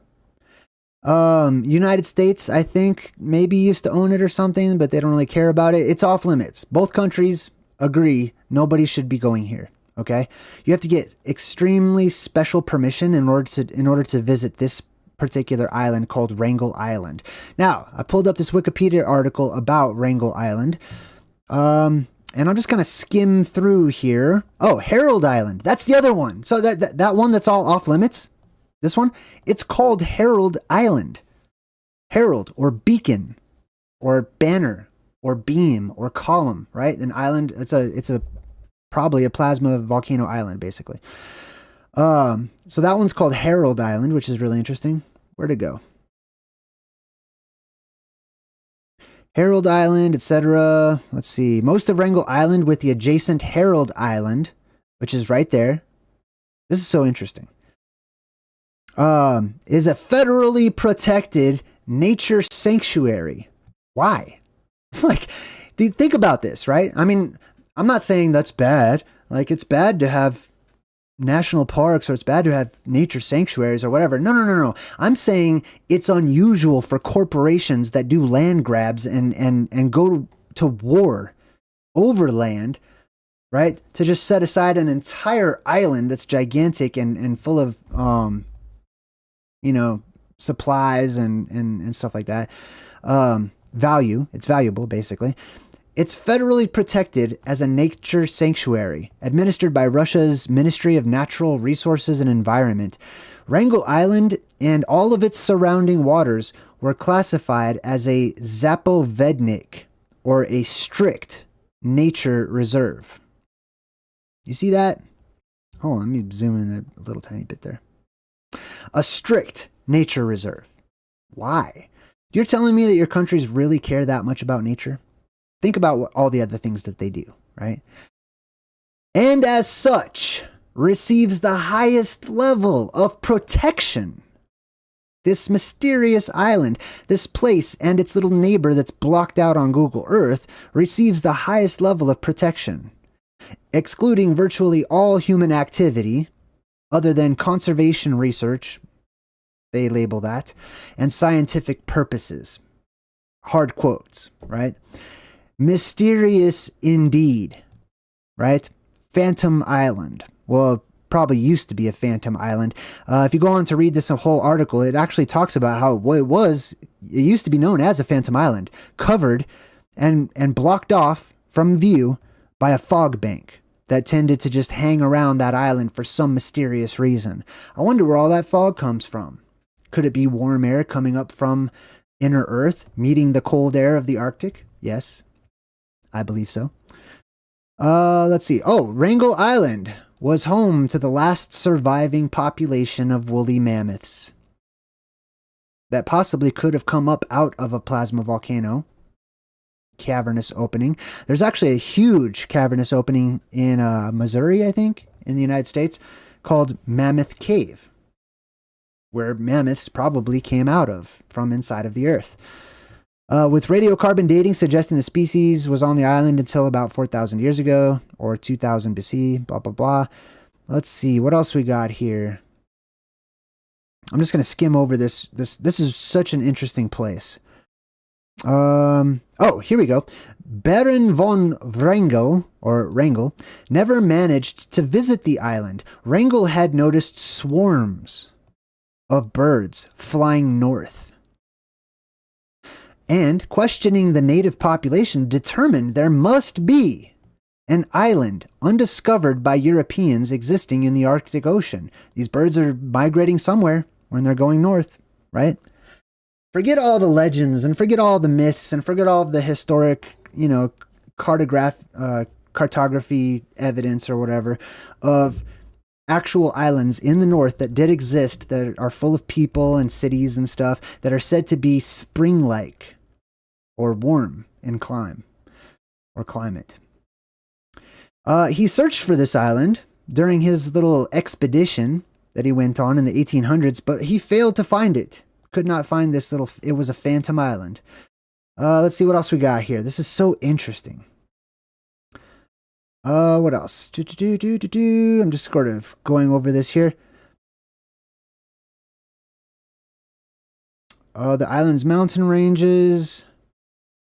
The island's mountain ranges. Hold on. The island's mountain ranges terminate at sea cliffs at either end of the island. Just like Hyperborea, right? All these are called the Riffian mountain range, okay? It's a mythic mountain range, if you will, but these are the cliffs of insanity. These are basalt columns, just like Giant's Causeway, just like the Devil's Tower, that rise straight up out of the ground, acting as a natural wall for paradise right here. And they're created through a strong electromagnetic force. So we have this on Wrangle Island, just right where it just juts straight up into the air, because that's how it was created. Not erosion and not, lava that used to be inside of a volcano and it all eroded or anything like that. Let's see what else we got here. I'm just skimming over it. Wrangle Island is not glaciated. Well, that makes sense. If it's a plasma volcano, then it would be warm. It should be a warm climate with lots of animals and vegetation and stuff. Let's see. Wrangle Island belongs to the Russian Federation. The island has a weather station. Why? Why does anybody care about the weather in the Arctic? You know what I mean? If it's a desert land and it's just ice and nothing really lives there except polar bears, who cares about the weather? You know what I mean? Why are our countries devoting so much time, effort, manpower, energy, and money into places that nobody lives, nobody cares about? Unless it's just the majority of the population that doesn't know why it's so valuable, right? Let's see what else we got here. Oh, so much of the island is volcanic, as you can see here. Volcanic and sedimentary rocks ranging in age from upper Precambrian to lower Mesozoic. That's just all gibberish to me. I mean, I know what it means, but I have different ideas about time. Precambrian, so it's ancient, basically. Let's see. And there are schists that contain minor amounts of metavolcanic rocks. What else we got here? Anything else? This is kind of getting boring. Hold on. And here's some pictures. So you can see little cliffs there. Pow. See that? No one, it's imagine, right? This is similar to when I was talking about the island of the dog-headed people, right? Ancient historians wrote about how those dog-headed tribes lived on an island very similar to this, high and lofty, that had cliffs that went down into the ocean, and it was difficult to go to war with them because nobody could get there. They lived on a castle. They lived on a fort or a rampart or a tower or whatever you want to call it that's shooting up out of the Arctic Ocean. What else we got? There's polar bears up there. Woolly mammoths we talked about. Here we go. Let's check out these woolly mammoths. What does it say here? The most recent survival of any known mammoth populations. For perspective, these mammoths were living during the times of ancient Bronze Age civilizations such as Sumer, Elam, and the Indus Valley, which for me all go back to those 4 quadrants at the North Pole. The 4th dynasty of Egypt. Mammoths apparently died out and subsequently disappeared from mainland Eurasia about 10,000 years ago. Like I said, I feel like the timeline is off, and I don't feel like anyone really knows the actual timeline. And I also talk about exponentially increasing entropy, which is all of the energy on the surface world being pulled down into the bowels of the earth and therefore causing time to quicken as we know it, basically, and things to age faster and stuff. What else? Oh, there's reindeer up there, oxen, wolves, lots of animals and stuff for some Arctic island. Lots of plants. There's an Arctic tundra. What else we got here? I don't know. I'm just kind of skimming over this. Birds, blah, blah, blah. Let's see. Now, there should be something about fog. Now, you can see fog in the distance in this picture right here. Let me see if I can find something about... Oh, this is interesting. Hold on. The island is subject to cyclonic episodes characterized by rapid circular winds. That reminds me of the zephyrs that come up out of the earth, right? Like when I show you those wind maps of the world, up there at the center of the world, you can see there's something interfering with the wind patterns right where Mount Meru would be, or is. Oh, here we go. It's also an island of mists and fogs. Boom. Hold on. Let me make that big. Mists and fogs. Let me type that in. Boom. An island of mists and fogs, which are created when warm air meets cold air. The warm air from the inner earth rushing up, spreading out to the coasts, and then hitting the cold air around it, which hides the island. That's why many of these islands are undiscovered and considered phantom islands, because the people don't just fly their boats off into fog banks. You know what I mean? Not typically. Or if they do so with caution. Let's see. What else we got? Northerly winds. That would be the septentrion. Blah, blah, blah. Anything else interesting here? All right. I think I'm good. I think I'm good with the Wrangle Island here. So, here's some examples, right? Of the woolly mammoths and stuff like that. Yeah. The final place on Earth to support woolly mammoths. Interesting. All right, anything else? I think that's it. All right, let's leave Wrangle Island and move on to our next map. Wait, was I even done with this one? I think I'm done for now. Let me just point out a few other things, actually. I'm not done. I'm not even close to done. Hold on. Let me just check this out. Here is Mount Meru. All right, this is the plasma volcano of the Earth. This is the center of the Earth. Ancient Egypt was renamed in honor of one of these quadrants, which was ancient Egypt, basically. I think this one was India, or it was called Ind. Some people said Indos, or the strong Ind, or Indus, etc. I believe this is probably Egypt, actually. This quadrant right here was ancient Egypt, the original. And then this right here was the Nile.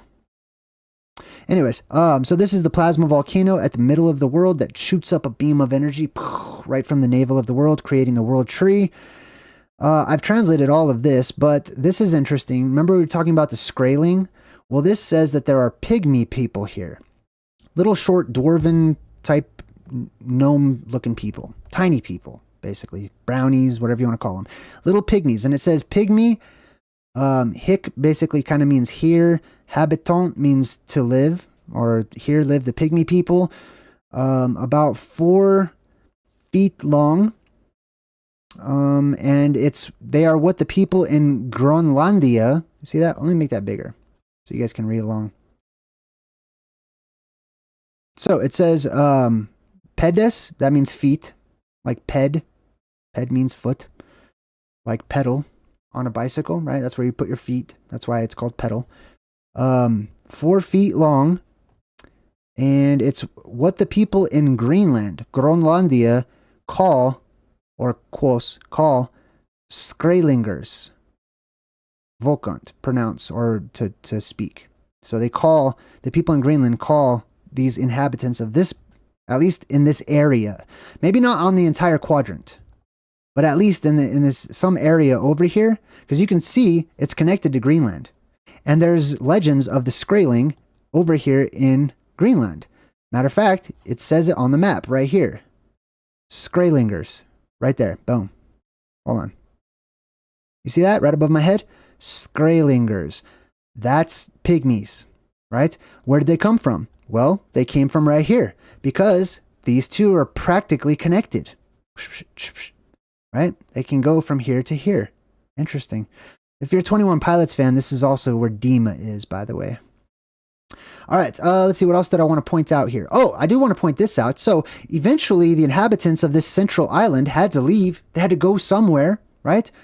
If this island right here is the Garden of Eden, if it's Hyperborea, if it populates and increases in population over time, then there must eventually come a time when there's a dispersal, right? Or an exodus, a leaving of this central land. So where are the most likely places that the inhabitants of this central island would have gone?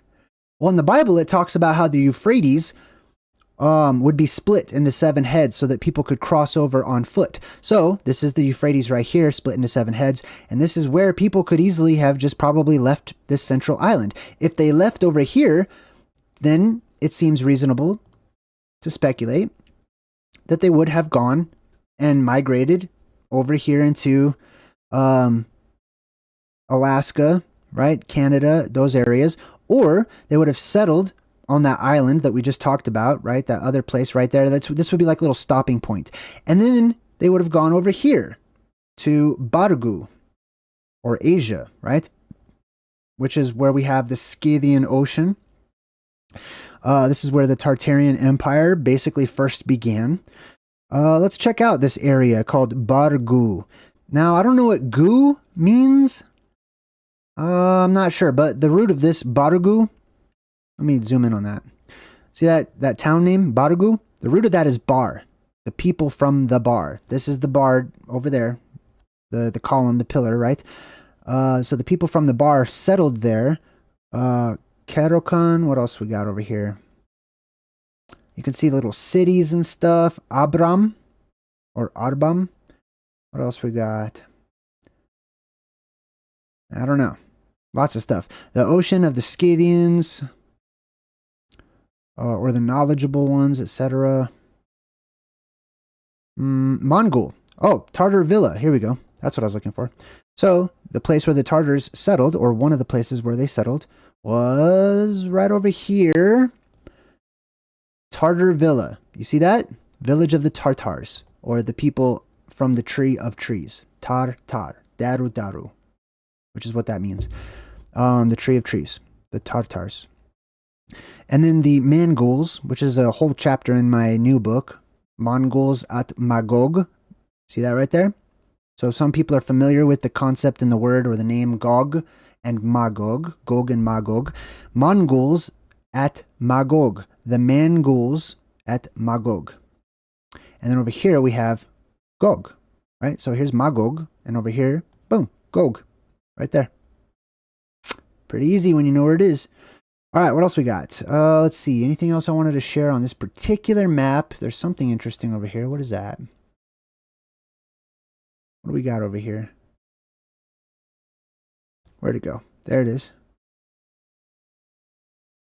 I don't know. Some sort of statue deal. I don't know what that is. Zolatia Baba. I don't know what that is, but it just looked interesting to me. All right, let's see what else. Anything else I want to point out on this particular map? There's a lot of cool stuff here, but I kind of want to move on. Here's the Faroe Islands, or the Fare Insulae, right down here. See, it says Ocean Septentrionalis, right there. Let's see. There's Mercator's name, right? So, Gerardum Mercatorum cum privilegio. Friesland, right there. Boom. All right, cool. Let's move on. I think I'm good. I'm good on this one. Let's move on to the next one. Fopow. Oh, so this one also shows those islands at the north. So that's really why I wanted to share this one with you. This was also done by Mercator in 1607. This one's called Orbis Terrae, or Terre. The Orbis Terrae. So this is more of a spherical version of the Earth. Compendiosa Descriptio. Now let's check it out right here at the top. Right? There we have it again. Grokland right there, just like we talked about. Here is the Euphrates right over here. And then we have this circular island continent that's basically Atlantis also. That's surrounded by this mountain range. And then we also have that magnetic island over here as well. You can see a little portion of it. It's kind of cut off right there. Polus Magnetis. Now let's scooch on over to the other side, because this one's sort of split in half. I don't really like this style of map. This gets more into like the balls of the earth and all of that space ball type stuff. But right here, he put Rupus Nigra right there in the center with a gigantic mountain at 90 degrees. Polus Arctus. This is where the pole, there's even a pole shooting up out of it. Boom. Right there. Right? And it looks like there's light emanating from this unfinished pyramid. You see that? I mean, I know it's just like the lines of the map or whatever, but it's interesting how it's drawn, right? Then we have that circular island. Same type of a deal. Many of the same types of structures here as well. And look how close it comes over here. This is that same Mongol area. See how close they almost touch right there? You have to imagine this is probably way bigger on the map than it is in real life, right? I don't know. But maps can't fully be trusted because perception is so skewed so often when you change latitude and stuff. But this is Europe. Here's Italy. Boom. There's Spain over here. Pow. People say in the modern world, this is where the Pillars of Hercules are. Wrong. Not there. Pillars of Hercules are up here on the other side of these islands. All right. I think that's pretty much all I wanted to show. Oh, and then this Antarctica. What does this say down here? Does this say anything down here? Antarctica. Okay. Let's see. The southern lands, Terre Australis. Clearly sea monsters and stuff. What else? The Tropic of Capricorn. This is the southern boundary for the sun.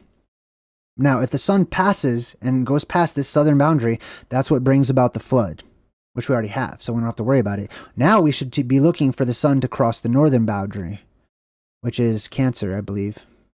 The Tropic of Cancer. So Capricorn down here, boom, the southern limit for the sun, right? People would watch that. In the ancient world, they'd watch to see if the sun transgressed its boundary, its marker, where it's supposed to stop. The sun goes, shoo, and then it stays there for 3 days, and then it comes back, shoo, and then it goes to the north, and it stays there shoo, for 3 days. But the next time, the sun's going to get brighter and brighter, and then it'll keep on transcending. It'll go higher, and it'll go higher. It's also spinning around, and it'll go higher as it makes its way to the throne of God, which is Mount Meru, right? Anyways, I'm good on this one, I think. Enlil! Oh, what an honor. Nice to meet you, Enlil313. Just subscribe to my channel. Let's see. Is this pretty much it? I think there's Australia for all you people. Oh, that's New Guinea. Australia, same type of deal. Lots of these little islands down here in the Philippines. I think I'm good on... Oh, this is the dome, by the way. That's what I believe, okay? This is my perspective, is that this down here, the southern pole, is actually the top of the world, okay? So they can't show you the top of the world, because then they would just cover up everything in ice, and you wouldn't see any of the land at all, because you'd be on the outside looking in, or looking downward. But for me, this is the dome. This is Humpty Dumpty, or at least a portion of Humpty Dumpty. Anyways, let's move on. Next up. Is this the same map? No. This is not the same map. It looks like the same map. Hold on. Let me zoom out a bit. Yeah, this is a different map. They're very similar. So this one by Mercator was done in 1607. This one right here was done in 1594. This actually predates Mercator's version. Let's check this one out. This one also. This is all... I like seeing all the little things that they draw on the tops and the outsides of the maps and stuff. You see all that? Little cornucopias. Oh, there's the Staff of Hermes, right? So this is the blue beam symbolism. That's the beam of energy shooting up, and then that's just the anode and cathode Hyperborean electrical arc following it or whatever up to the top, where you have the bird, the cosmic bird, which is the wings. That's why they put wings on the top. That's also why the totem poles have the thunderbird at the top, and then there's the eye in the sky at the center. Right, which sometimes they put a face on it and stuff.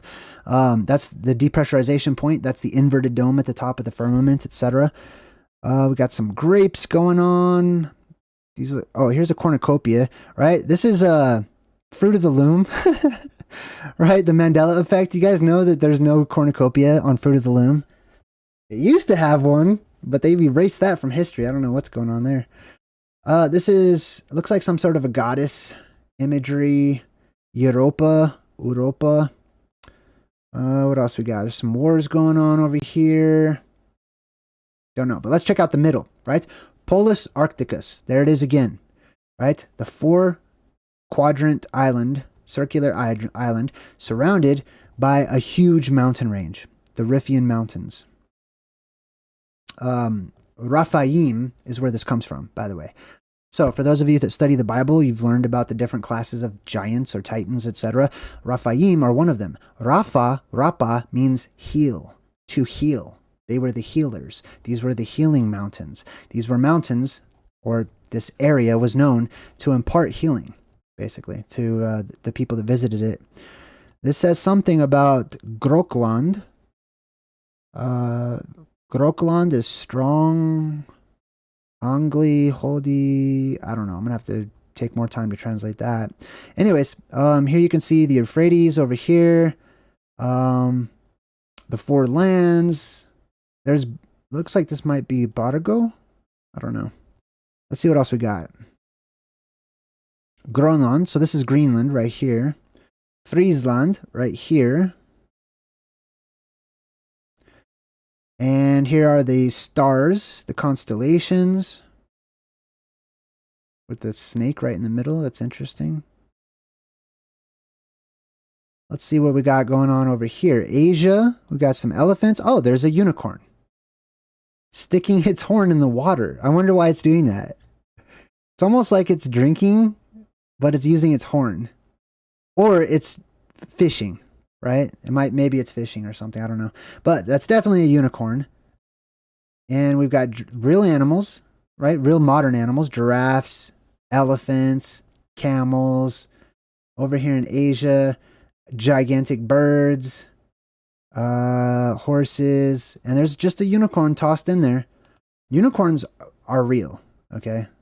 I don't know what you guys believe, but I'm convinced unicorns exist. Teams just subscribed. Welcome to my channel, or to memes. This person's holding a branch. Looks like possibly a branch of the olive tree, olive branch maybe, riding on top of a rhino, a decorated rhino. There's some sort of a box down there at their feet. Here's Hyperborea, once again. Rupus nigra at the top, with an unfinished top right there, because it's a plasma volcano. The island of the pygmies. What else we got? Anything else? I think I'm good possibly on this one. Let's check out the south. Oh, this is interesting. What do we got going down here? Africa. So we've got this person. Looks like they're holding on to what may be an umbrella. Either that or some sort of giant mushroom. And they're riding on top of what looks like possibly an alligator. We have obelisks. We've got unfinished pyramid right there. Lions, serpents, lizards. Interesting. Magellanica. This is named after Magellan, I guess. I don't know. What else we got over here? We got people riding on top of, like, armies. Look at this. This is an army riding on top of elephants. Interesting. Possible phoenix. I'm not sure what that's supposed to be right there. That looks like Dumbo. Person riding on the elephant, holding on to the branches, more constellations. And then last but not least, we've got another. This looks like, what was that mythic creature called that had part lion face?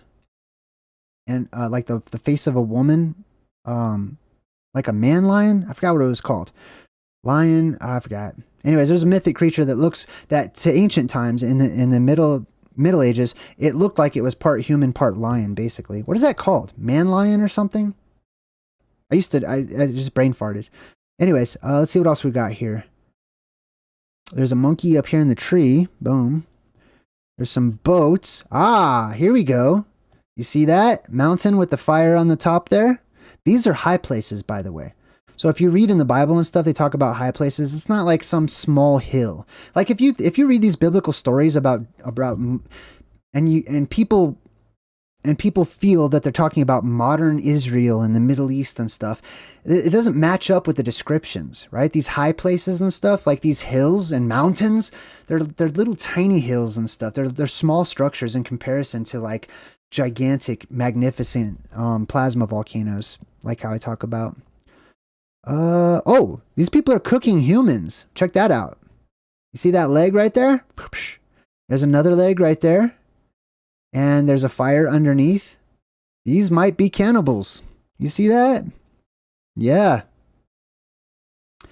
What else we got here? There's another volcanic island or volcanic mountain. Some ships off in the distance. Oh, these guys are holding on to a leg. So it looks like they just came to the... Oh, there's a leg on the fire over here. This is definitely cannibals. And this guy's definitely chopping a leg right here. And there's a head on the ground. Did you see that? So yeah. The giant cannibals. I'm assuming these are giants too. Possibly. Yeah, so we got some cannibalistic action going on down here in Peruana.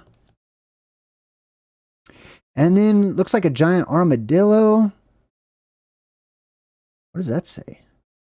Ionas duete cum ion. I don't know. I'm not going to figure that out right now. All right, let's see what else we got going on. Oh, so over here they're cooking, looks like fish and some sort of animals and a snake and stuff. There's an animal there they're bringing to the fire. So these don't appear to be cannibals, whoever these are. Oh, wait a minute. There's a leg. Yep, that's definitely a human leg right there. So I misspoke. Let's see what else we got. Looks like some farming action going on over here in the background. Mexicana area. Interesting. Cannibalism used to be way more popular than it is today. It used to be way more normal, and it was not unheard of in the ancient days. All right, let's move on to our next map over here. Wow, there's still 327 people watching. That's mind blowing. I feel like I'm just talking myself to death. How are you guys? How is everybody in the chat? Everybody's putting their like number down wow, high five to everybody. All right, let's jump back into the presentation since we're having a good time. I'm actually going to close off some of these just to save some memory on my computer here. Yeah, see how long it took for that one to load? All right, let me close that one. Let me close that one. We just did this one, so we're going to close that one. Oh, this one, by the way, if you want to know the cartographer's name, it is Petro Plancius. And this was done in 1594. All right, so Petro Plancius, 1594. You can see it over here. It's called Orbis Terrarum, in short.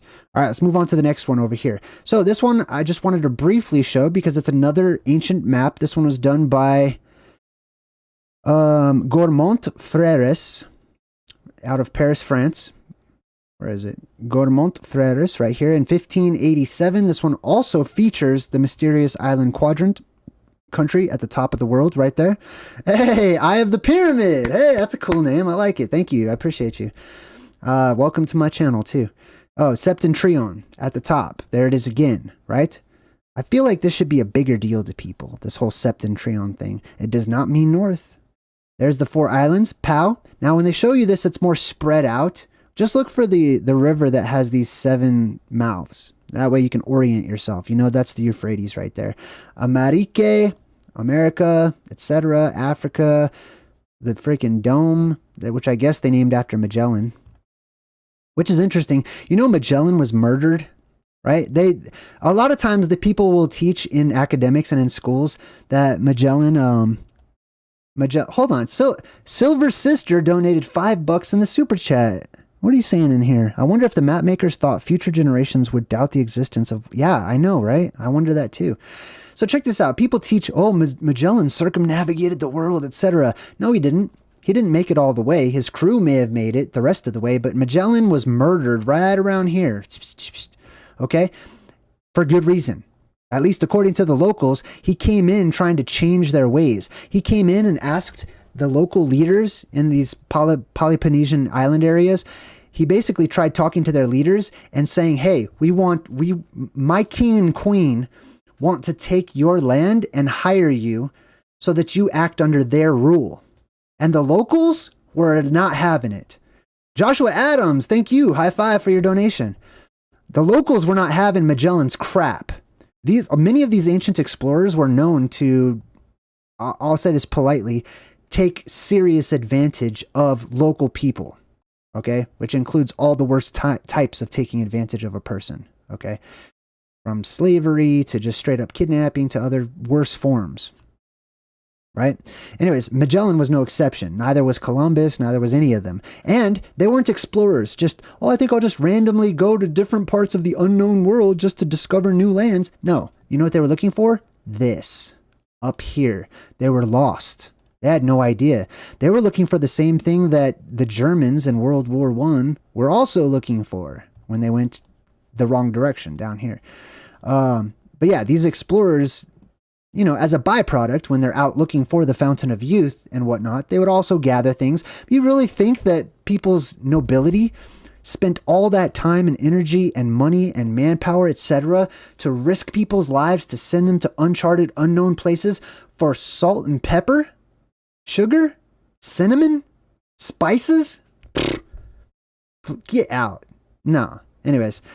Yeah, Magellan was murdered. And probably for good reason, according to the locals over here who were not having it.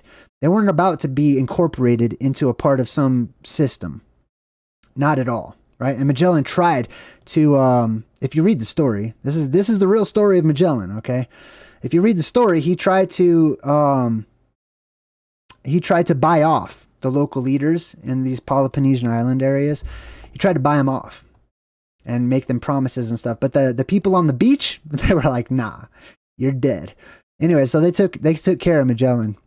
Good job, people on the beach. Anyways, what else we got? This one is, this is another one that features the island Hyperborea at the top of the map up here, with Rupus Nigra at the top, at Altissima.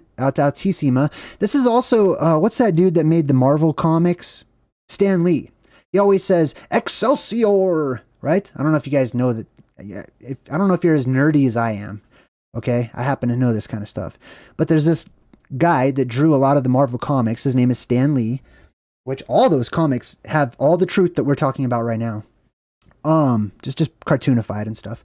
He says Excelsior. Well, Excelsior is his little root word. It's a little man, I'm losing my vocabulary. I've been talking too much. It's a little word to let people know he's talking about this Excelsior, which means in the highest or the highest point, right? It's a way of him giving a shout out to Mount Meru, or the island of the origin of his people. Rupus Nigra et Altissima, or Excelsius, or Excelsior, you could say, the highest mountain, etc. This one was done in 1607 by, let's see, who was the cartographer? It looks like, it says the author is Mercator, but there's also another author that says Jodocus Hondius, and then there's also a publisher, Cornelius Claes. I don't know. Anyways, very similar, so I'm gonna skip this one, I think. Unless I see something that catches my eye. I don't. Yeah, we're skipping that one. All right, so I'm gonna skip that one, boom. And then here's another one. This one is also done by Mercator. This one I just want to zoom in here to the ocean, where you can see he named the ocean after Hyperborea. Hyperboreus Oceanus, the ocean of Hyperborea, or the land beyond the northern winds. Actually, it's not really northern winds. I don't know why it's translated like that. This word bor, like aurora borealis, right, has nothing to do with wind. That's where wind comes from, because the earth breathes out from inside of itself. The air transitions between the different, there's pressure differential between the surface world and the inner earth. Anyways, the earth breathes, right? Hyper does mean beyond, but this doesn't mean wind, boreas. It doesn't mean north. It's come to mean that over time by association, but it's really this word right here, bor, which is bar, which is column and pillar or pole, etc., right? The poles. This is the Arctic Circle. This is Iceland once more. Oh, Vitsark. We've got Vitsark Mons Excelsis. Oh, Excelsior. Excelsis right there. Right? Vitsark Mons Excelsis. High and lofty mountain right there. Skrælingers right above my head once more. The origin of dwarves and the dwarven people, munchkins, little people, tiny people. The white city, Alba. What else we got? Groenlandia. America, there's a portion of America over here. Here's another sea monster. Oh, this is interesting too. So over here we have the Hyperborean ocean, right? The ocean where the Hyperboreans come from, right? But over here, the greater portion of this ocean is called Deucalionius Oceanus. Deucalion is another name for Noah, as in the flood, the great flood of Noah. This is Noah's ocean. This is the flood of Noah, basically, is what it's saying. There are no seven seas. There are no many different oceans or parts of the oceans or whatever. There's one ocean. It's the flood, when the world was flooded, and those flood waters receded and left the high places, which are continents and stuff like that. But it says Deucalion. Deucalion. There's many names for Noah. I list many of them in my new book here, because I actually do talk about this. Let's see what else we got. Some sea monster action. What the heck? What's going on? I never even saw that before. I'm sure that's a part of this word, but that's just funny. Sorry. Let's see. Barba? What does that say? Oh, Barbaria. You see that? See? Bar. Ya. You see that? Barbaria. This is where the barbers come from too. Like the people that cut your hair, that's why they're called barbers. That's why they have a pole. That's why they're represented by a pole. A pole that's spinning upwards usually. Bar, or Barbaria, or barbarians. The people who are from another place that's unlike the Southlands. This is where they settled. This is the Berber coast. Right? So some of these Tartarian type people, the nomads, they came down from this direction. They swooped on down, and over time, they just made their way over here. They settled in different areas. One of them is the Barbary Coast, or Barbary Coast, however you want to pronounce it. But it's basically the barbarian coast of North Africa, which is also where Egypt is. A lot of people forget that Egypt is in Africa. I've been to Egypt, so I've been to Africa. I'd like to go back there, actually, sometime and really check out the Great Pyramid. If we can make that happen, ooh, I will go. I will so go in a heartbeat. What else we got over here? Anything else of note? Just kind of going through. This says Nova Europe, which means New Europe, which is interesting. Why would it be New Europe? Well, because maybe there was a portion of that northern fantasy island that was called Europe or Europa, possibly. Let's see. Anything else I'm noticing up here? I like to go through and check these out and read these and translate them. You can pretty much just translate this straight into Google, and it will translate a lot of this. There's Magog right there. I wonder what that says. You see that? Magog Abhok Ogigia. Ooh, that's interesting. Ogigia. Og. That's like King Og. That's related to King Og. I wonder. Anyways, I don't have time to really translate it at the moment. I don't want to do that on the fly. What else we got here? I think I'm good with this one. Septentrio at the top. All right, yeah. I'm good with this one. Let's see what else we got. Next up. Here's another one. So this one is by... Who does this one? Abraham Ortelius. 1527 to 1598. This map was printed in 1570. And as you can see, at the top, Septentrio and a little portion of the island paradise where the pygmies live, right? This is that horn of the island that reaches out and touches Greenland, just like we talked about right there. There it is again. This is the ocean of the Hyperboreans, or the Hyperboros. That US is just Oz, it means strong or strength. So the strong bar, those who come from beyond the strong bar. Let's see. Oh, Deucalion. There's Deucalion's name again. Another name for, I think it's the Greek version of Noah. I can't remember off the top of my head. But the ocean of Deucalion, aka the floodwaters, is what that really means. But I thought this was cool. It's got Grokland up there, Greenland right there. Vitsark is also prominently featured on many of these places. Vitsark Mons. And you can see the top's missing. You see that? I wish I could zoom in more, but I cannot. You can see it shoots straight up, and it goes down, and then way up, and then down. That is a volcano. That's a plasma volcano. A major contender for the Anode and Cathode Islands. What else we got over here? Sea monster. Anything else of note? Just checking it out. Nothing off the top. This is supposed to be a depiction of Capricorn, I believe. Is it? I don't know. It's a weird thing here. Septentrionalium. Descriptio. Alright, I think I'm good with this one too. But I just wanted to show you all the different maps that actually include at least a little portion of that island paradise. Alright, let's move on to this next one over here. This one is done by a guy named Ruish. And I can't remember what year this is. I want to say 1500, somewhere around there. But check this one out.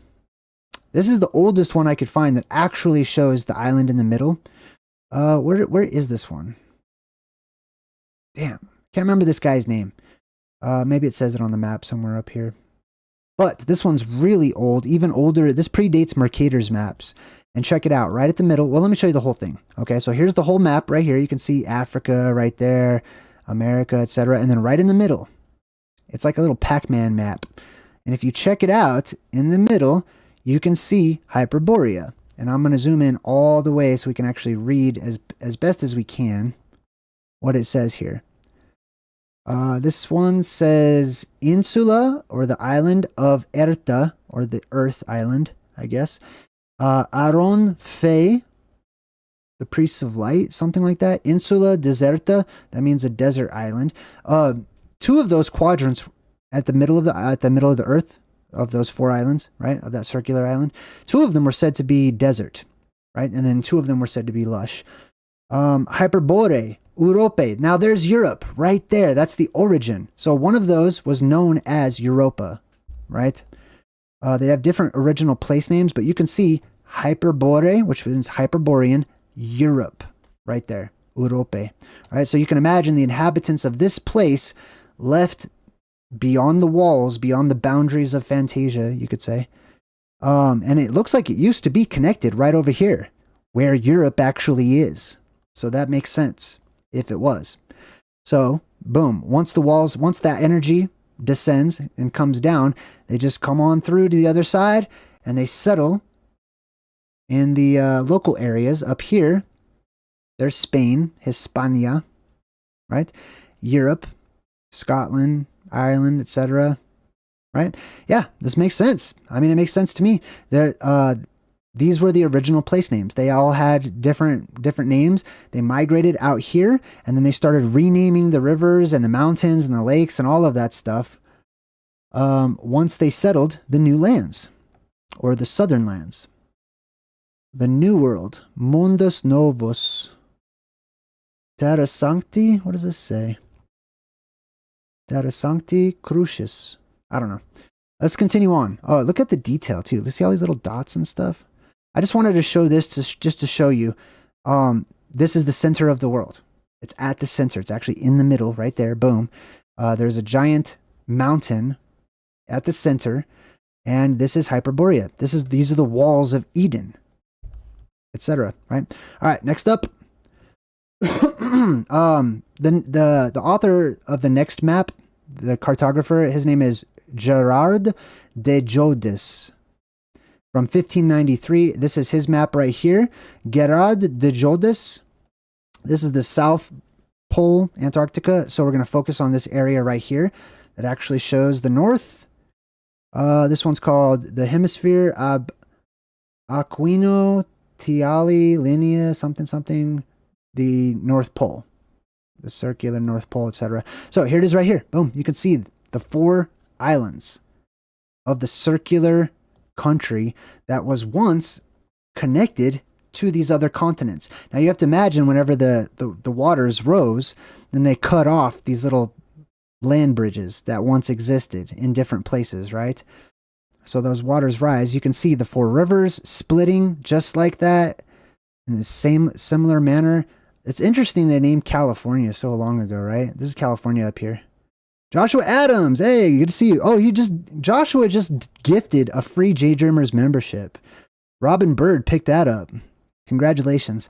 All right, let's see what else we got here. So here's California, the old California, which is named after the god or goddess Kali, right?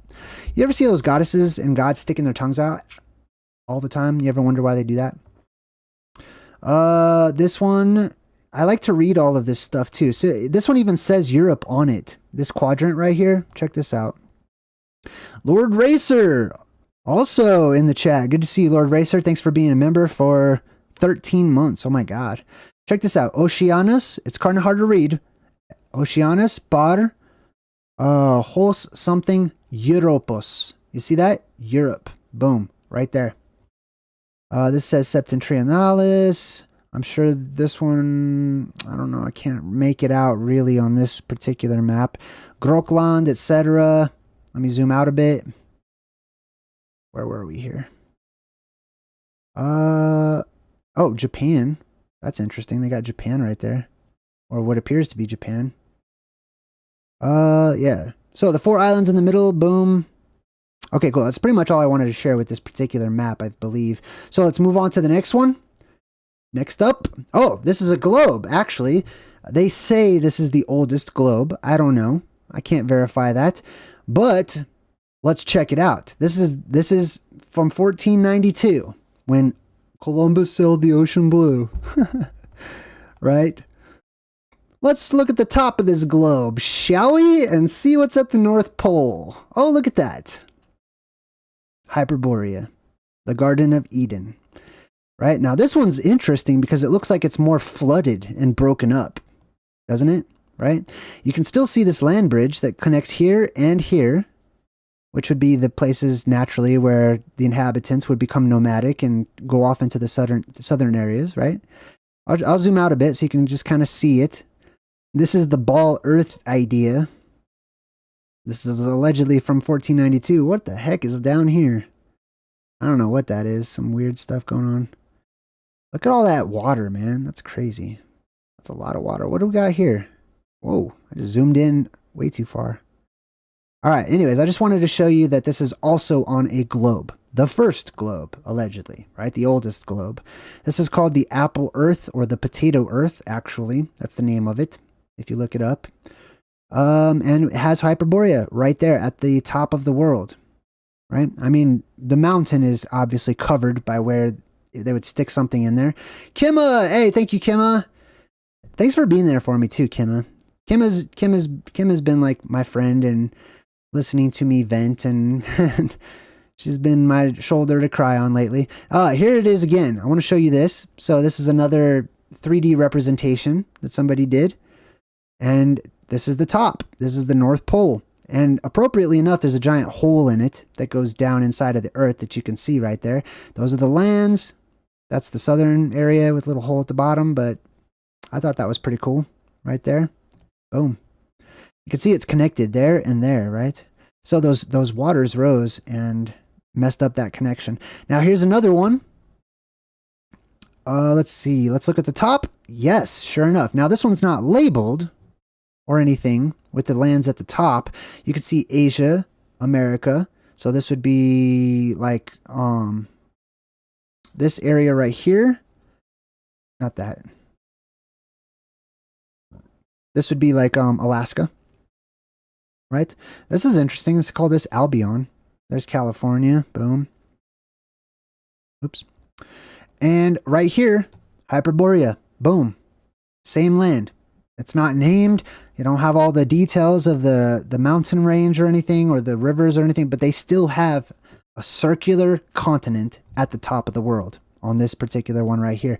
This one is called, this is by Vera Todius Hondius. Vera Todius Expeditionis Navticae. I have not translated any of this, but hey, here's that same symbol that we just broke down on my last Truth in Movies, except it's a dragon.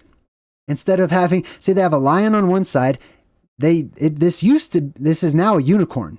But back then, and here's that same motto: God and my right, mon droit. So here's a dragon, right? And they've changed this to a unicorn, but it used to be a dragon. If you, at least according to this right here. So interesting. We just broke this down too. This little sigil. That's so interesting. I find it to be interesting. Florida, boom. Now remember, there's many cavernous openings within the Earth. I believe a major one was down here in the area of Florida, which is basically the flowery area. And that's also where people believed that there was the garden, not the Garden of Eden, but the Fountain of Youth, right? Any place where the terrestrial energy would shoot up out of the Earth would be considered a small fountain of youth. All of those smaller ones would dissipate. Right? So the way that this works is that the energy bursts out of the top of the world. However, because that's the biggest opening in the world, it's the last one that you see that beam of light shoot up from. All the smaller ones, you'll see light emerge from those first. Just like if you were to fill it up with water or fluid or anything else, right? All the smaller cavernous openings will shoot out their ionized oxygen and beams and stuff first. And therefore, they will be the first ones to recede. Those will be the first pillars and poles and beams of light and sky pillars and stuff that recede and disappear and are sacrificed, etc. Those will be the first places where the fountains of youth disappear and become legends and stuff. The last one to disappear is the biggest one, right? So it's the last one to show up, to be introduced, which is Mount Meru, right? At the center of the world. And it's the last one to go. Anyways, I think that's about all I wanted to share with that one. Let me see. Anything else popping out here? Not really. 1580. Boom. This was allegedly done in 1580. There's the name of the guy that did it right there. So if you want to check out this map, it's by Judicus or Iodicus Hondius. Right there. Take a screenshot. 1580. Boom. All right, let's move on to the next one. This one says the type of orb terrarum, or terrarium, basically. This one also shows you the mysterious island at the north. It looks gigantic just because it's all spread out like that. You know what I mean? But here it is. Septentrio at the very top. Boom. See that right there? Septentrio. 7 mountains. The 7 mountain mandate, etc. Tartaria. Here's Tartaria over here. Europa. Tartaria right here. Mongol over here. Let's see if I can get over here. We'll check some of this out. Boom. The Mongol or the Mongols, etc. Anything of interest? I'm just skimming over this real quick. That looks like Japan over here. Japan.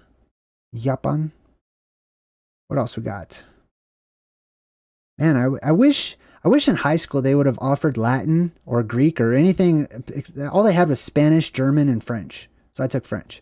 I'm like, and I only took it because I lived in California. All the Mexicans took Spanish, and I didn't want to be in there with people that were cheaters and just taking, like, getting an easy A, learning to speak their native language.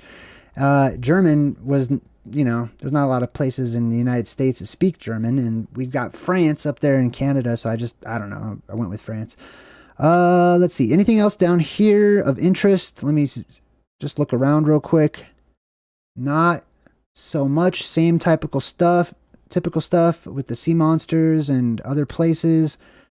But I just wanted to show this so you can see that the Hyperborea is shown at the top of the world right there. Boom. All right, next up. Oh, man, I've already really broken this one down. We'll take a look at this. This is my favorite map of all time. I have one of my subscribers sent me this map, and I have it hanging on my wall. And we're going to take a look at this. This is by Urbano Monte in the year 1587. This map, although it looks small, is like 10 feet by 10 feet, I think. Hold on, let me ask Google. How big is the Urbano Monte map? Boom. Yeah, 10 feet. So it's 10 feet by 10 feet. This thing right here. Think about how much went into this. I'm just going to show you. I'm going to zoom into the middle. Okay. And I've done this map before. We've talked a lot about this one, and there's still a lot more to cover. You notice that little sun symbol right there in the middle, like we talked about. There's also a G right there in the middle. This is where the Freemasons get their little G from. If you've ever wondered why they use that letter G, yeah, you could say it's for God, but it's also the letter Gimel, which is a foot, which implies a destination, travel, basically. Some people think Gimel means camel. It's not. A camel was a mode of transportation. That's why it came to be known as that. But in the ancient languages, this was the letter G was Gimel, which was a foot. Also, the third letter of the ancient alphabet. So this is where Mount Meru would be if you didn't have this big, ugly 8-pointed star in the way. But regardless, you can still see the 4 island continents right there that make up the circular Hyperborea, the Garden of Eden, etc. The ocean of, now this one spells it differently too, settentrionale, right? So they spell things differently. And then it also says here, glaciato, which means glaciarous, but it also says non sempre, which means not always. So it's a glaciarous ocean, but not always, right? Interesting. What else? The Northern Glaciarous Ocean. Oh, here's those poles. So these are strong candidates for the anode and cathode islands. The Polo de Magnete, you can see a rock formation just jutting up with a little hole in it. That implies a volcano. The Island of Life, the Island of Green, the Green Island, the island that grows, etc. And this is the island that we find between Asia and America, just like we looked at earlier. Now you can see where they actually, it looks like they had drawn something right about there, but maybe erased it or something. I'm not sure. Remember, this is 10 feet by 10 feet. There's another example of what some people call the alicorn, right? Or the stronghorn, the alicorn, or the unicorn, you could say too. This is really interesting too. Check this out. Translate this. This is a fun thing for people. It's stuck. Hold on, my mouse just got stuck. Why is my mouse stuck? I do not. Look, it's stuck. Anyways, how do I unstick this? I gotta reset. Hold on, let me refresh the page. All right, I'm going to show you a place where the 12 tribes of Israel had been known to have settled, which is right over here. Look for this little unicorn. Now remember, on that sigil I showed you earlier, they showed the unicorn strangled by the crown, and then the crown has chains that chain the unicorn to the ground. Just by the unicorn is a place called Araset, right, which is in the Scythian Ocean, the Phoenician Ocean, etc. And just down here, it says, this is where the 10 tribes of Israel live. See, Tribu d'Israël. That means the tribes of Israel. And I believe this is 10. The 10 tribes of Israel. The 10 lost tribes. So that's super interesting. Here we have Magog once again. This little city right here representing Magog. What else? Oh, here's that liger. Is it a liger? No, not a liger. Man-tiger. Manticore. Manticore, that's what they're called. Man-tiger, manticore, that's what they are. So this is an example of like the manticore, basically. It's a type of phantazoid, basically, that went extinct or died out. On this map, they show you the Great Wall of China. Now, take note, there are monsters in the area, right? So they build a huge wall all the way around this territory. This is the Great Wall of China right here. I could just zoom in and show you. There's little towers and ramparts and whatnot, right? Connects to this little area of water. And they block this off to keep out, I believe, phantazoids, gigantic insects and animals and stuff that flood into this world. They would say it's to keep out, you know, the neighboring tribes of people or whatever, the Tartarians possibly, etc. That's a possibility, but I'm more inclined to believe it's something like this to keep stuff like that out. Either way, here's the Great Wall of China. This is interesting. Check out this little floating city with these 3 bridges. This is made reference to, I think, in Sea Beast, that movie Sea Beast. There was a town called 3 Bridges or something. Let's see what else. This is like Asia, China, which means our life, by the way. So Na means us or our, and then Chi means energetic force, our life force. China. All right, what else we got in here? Lots of stuff to see in this map. This is of particular interest right here. This is a non-existent island. This is a phantom island. However, look how many city names are here. Remember, this map is 10 feet by 10 feet. Look at all the different names of actual places. This isn't the Lord of the Rings. This isn't just for entertainment purposes that somebody just made this up. Look at all the millions of dots on this map. Look at this. This, I believe, my theory on this is that, now it says Japonais. This is not Japan. Okay, I can't imagine this. This looks nothing like Japan, first of all. There's no Japanese island names or anything. There's evidence of monsters and possible vampires and stuff that lived here. I believe this is Lemuria. So it looks like an elephant with like a elephant nose and a tusk and feet and stuff. Anyways, it's right off the coast. It's between Asia and California, the coast of California, off there in the Pacific. It looks to me like a strong contender for Lemuria right here. See that? Just above the Tropic of Cancer. Let's see, what else we got here? Oh, let's check that out. So there's that one. Yep, there's that one island. So let's check out the other side and see if we can find the anode and the cathode islands. Should be right across from it. Here we go. Boom, there it is sticking. It's upside down. So here it is. Husi Arca. Hus meaning house. And then Arca meaning container or hollowed out place, right? So it's a plasma volcano sticking up out of the ground.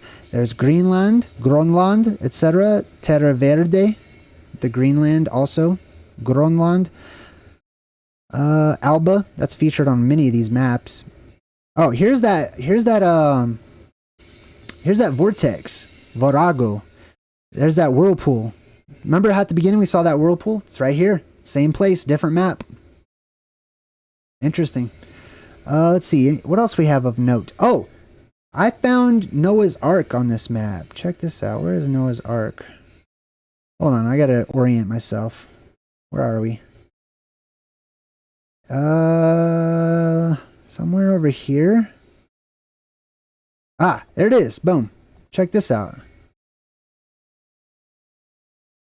I think that's Noah's Ark. Right there on the top of the mountain. Doesn't it look like it?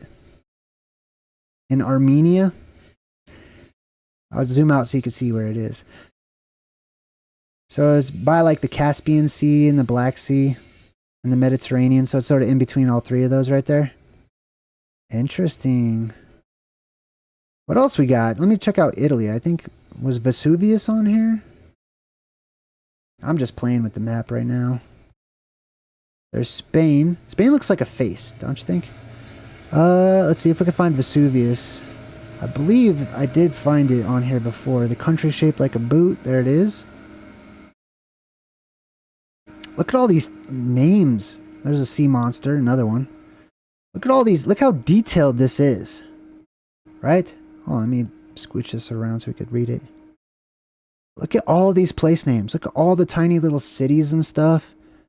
Look at the detail that went into this 10 by 10 foot map from the Middle Ages, from freaking 1,000 years ago, somewhere around there. There's another boat right there. I don't know. There's all kinds of cool stuff on this map. Some things of note I will point out because I've seen this map many times. There's dinosaurs and stuff, or what I call phantazoids. Oh, here's the rock. Remember I was telling you about that bird that picks up elephants and drops them on the ground? Yeah, look how big that bird is. Either that or it's a tiny elephant, but it's not a tiny elephant. It's a gigantic bird. So the rock was known to frequent the southern areas, or Tierra del Fuego, the land of fire. Right? That's because that's where the plasma is that comes around the dome. It comes all the way down. That's why you guys in Australia and New Zealand and stuff, that's why your Aurora Borealis, which is really Aurora Australis, is red. It's because that's that red plasma that's closer, high up in the sky. Well, the sky comes down towards where you live. And on this map, Australia was actually connected. Where is it? Where is Australia? It's just basically a piece over here that was flooded. Oops. Damn it. I didn't mean to do that. There we go. So here's like the Peloponnesian island areas, right? So this should be, a portion of this is like Australia, I believe. I don't know. Anyways, lots of detail in this map. I was going to show you guys some of the strange creatures and stuff. There's giants also that are featured on here. There's some sort of monkey doing some weird... What is this? This is a creature looking into a mirror. Do you see that? And this is a creature bending over backward doing something to itself. Let's move on from that one. I don't know there's weird stuff on this map. I want to show you the giants in South America. Where's that? There's giants all over the place, really. There it is. So let me scooch it over here. South America. Is that South America? Yeah. And it says the region of the giants. This is where giants were known to frequent and live. This looks like a zombie giant right here. I don't know what's going on with that, but the region of the giganti, right? And they make huge, gigantic people right there, right? Real close to the edge of the world. Boom. Yeah. I don't want to get on this map too much because we'll be here for hours on this map. You can see all the little Tartarian tents and stuff like that. Oh, here's the griffins. Remember how I said they show you oftentimes up in the north there was these creatures that are called griffins? Griffo. Right there. They were known to frequent these magnetic islands or these lodestone islands. Many of these stories talk about how there was griffins that come and they fly and they make their homes on these high cliffs of these mountains. Are they part lion, part bird, part whatever? No, I don't think so. I think they're otherworldly creatures. that have survived, and these ones can fly, and they learn to survive by living in places where humans do not. And here it actually talks about the griffins too. All right. Let's see what else. I think that's all I really want to show for this map. It's amazing. We could spend a lot of time here, but I'm going to move on to... That was it, actually. Yeah, that's pretty much it. Because here's the live stream. This is my last one. All right, cool. Well, hey, man, that was a great breakdown. I'm honored that so many people are watching right now. Blows my mind. Thank you so much for all of your support. If you're interested in these topics, I've got 2 books that I have done. They're a series called Ancient Oblivion. Okay, so I've got Ancient Oblivion, Return to Hyperborea, which is soon to be out. Everyone that has pre-ordered will get your little special pre-orders, and autographs and JayDreamerZ merch and all the fun stuff that I had promised, along with supporting me through pre-orders. Hey, I'm big again. So that's coming out soon. My first book is already out. You can check it out on Amazon. I will soon be taking it off Amazon and just selling it myself once the second book is done. And that one's called Ancient Oblivion, The Plasma Apocalypse. So the first one really focuses on the actual apocalypse itself. The second one focuses on that Paradise Island and the other Phantom Islands that we just sort of touched on. My website, also, I'm sure you saw a little ticker up here, talks about my website. Go check that out. It's fun. It's informative. There's lots to remember, lots of visuals and audios, and it's interactive, right? And I designed it purposefully like that so that it's easy to remember the things that are presented, right? So check out my website, check out my books, leave me some love, leave me some comments. You know, if you feel you like what I've offered and stuff, feel free to share all my stuff. Tell people about it and bring them on over. I'm going to take off. Until next time, I'm JayDreamerZ saying good vibes and goodbye.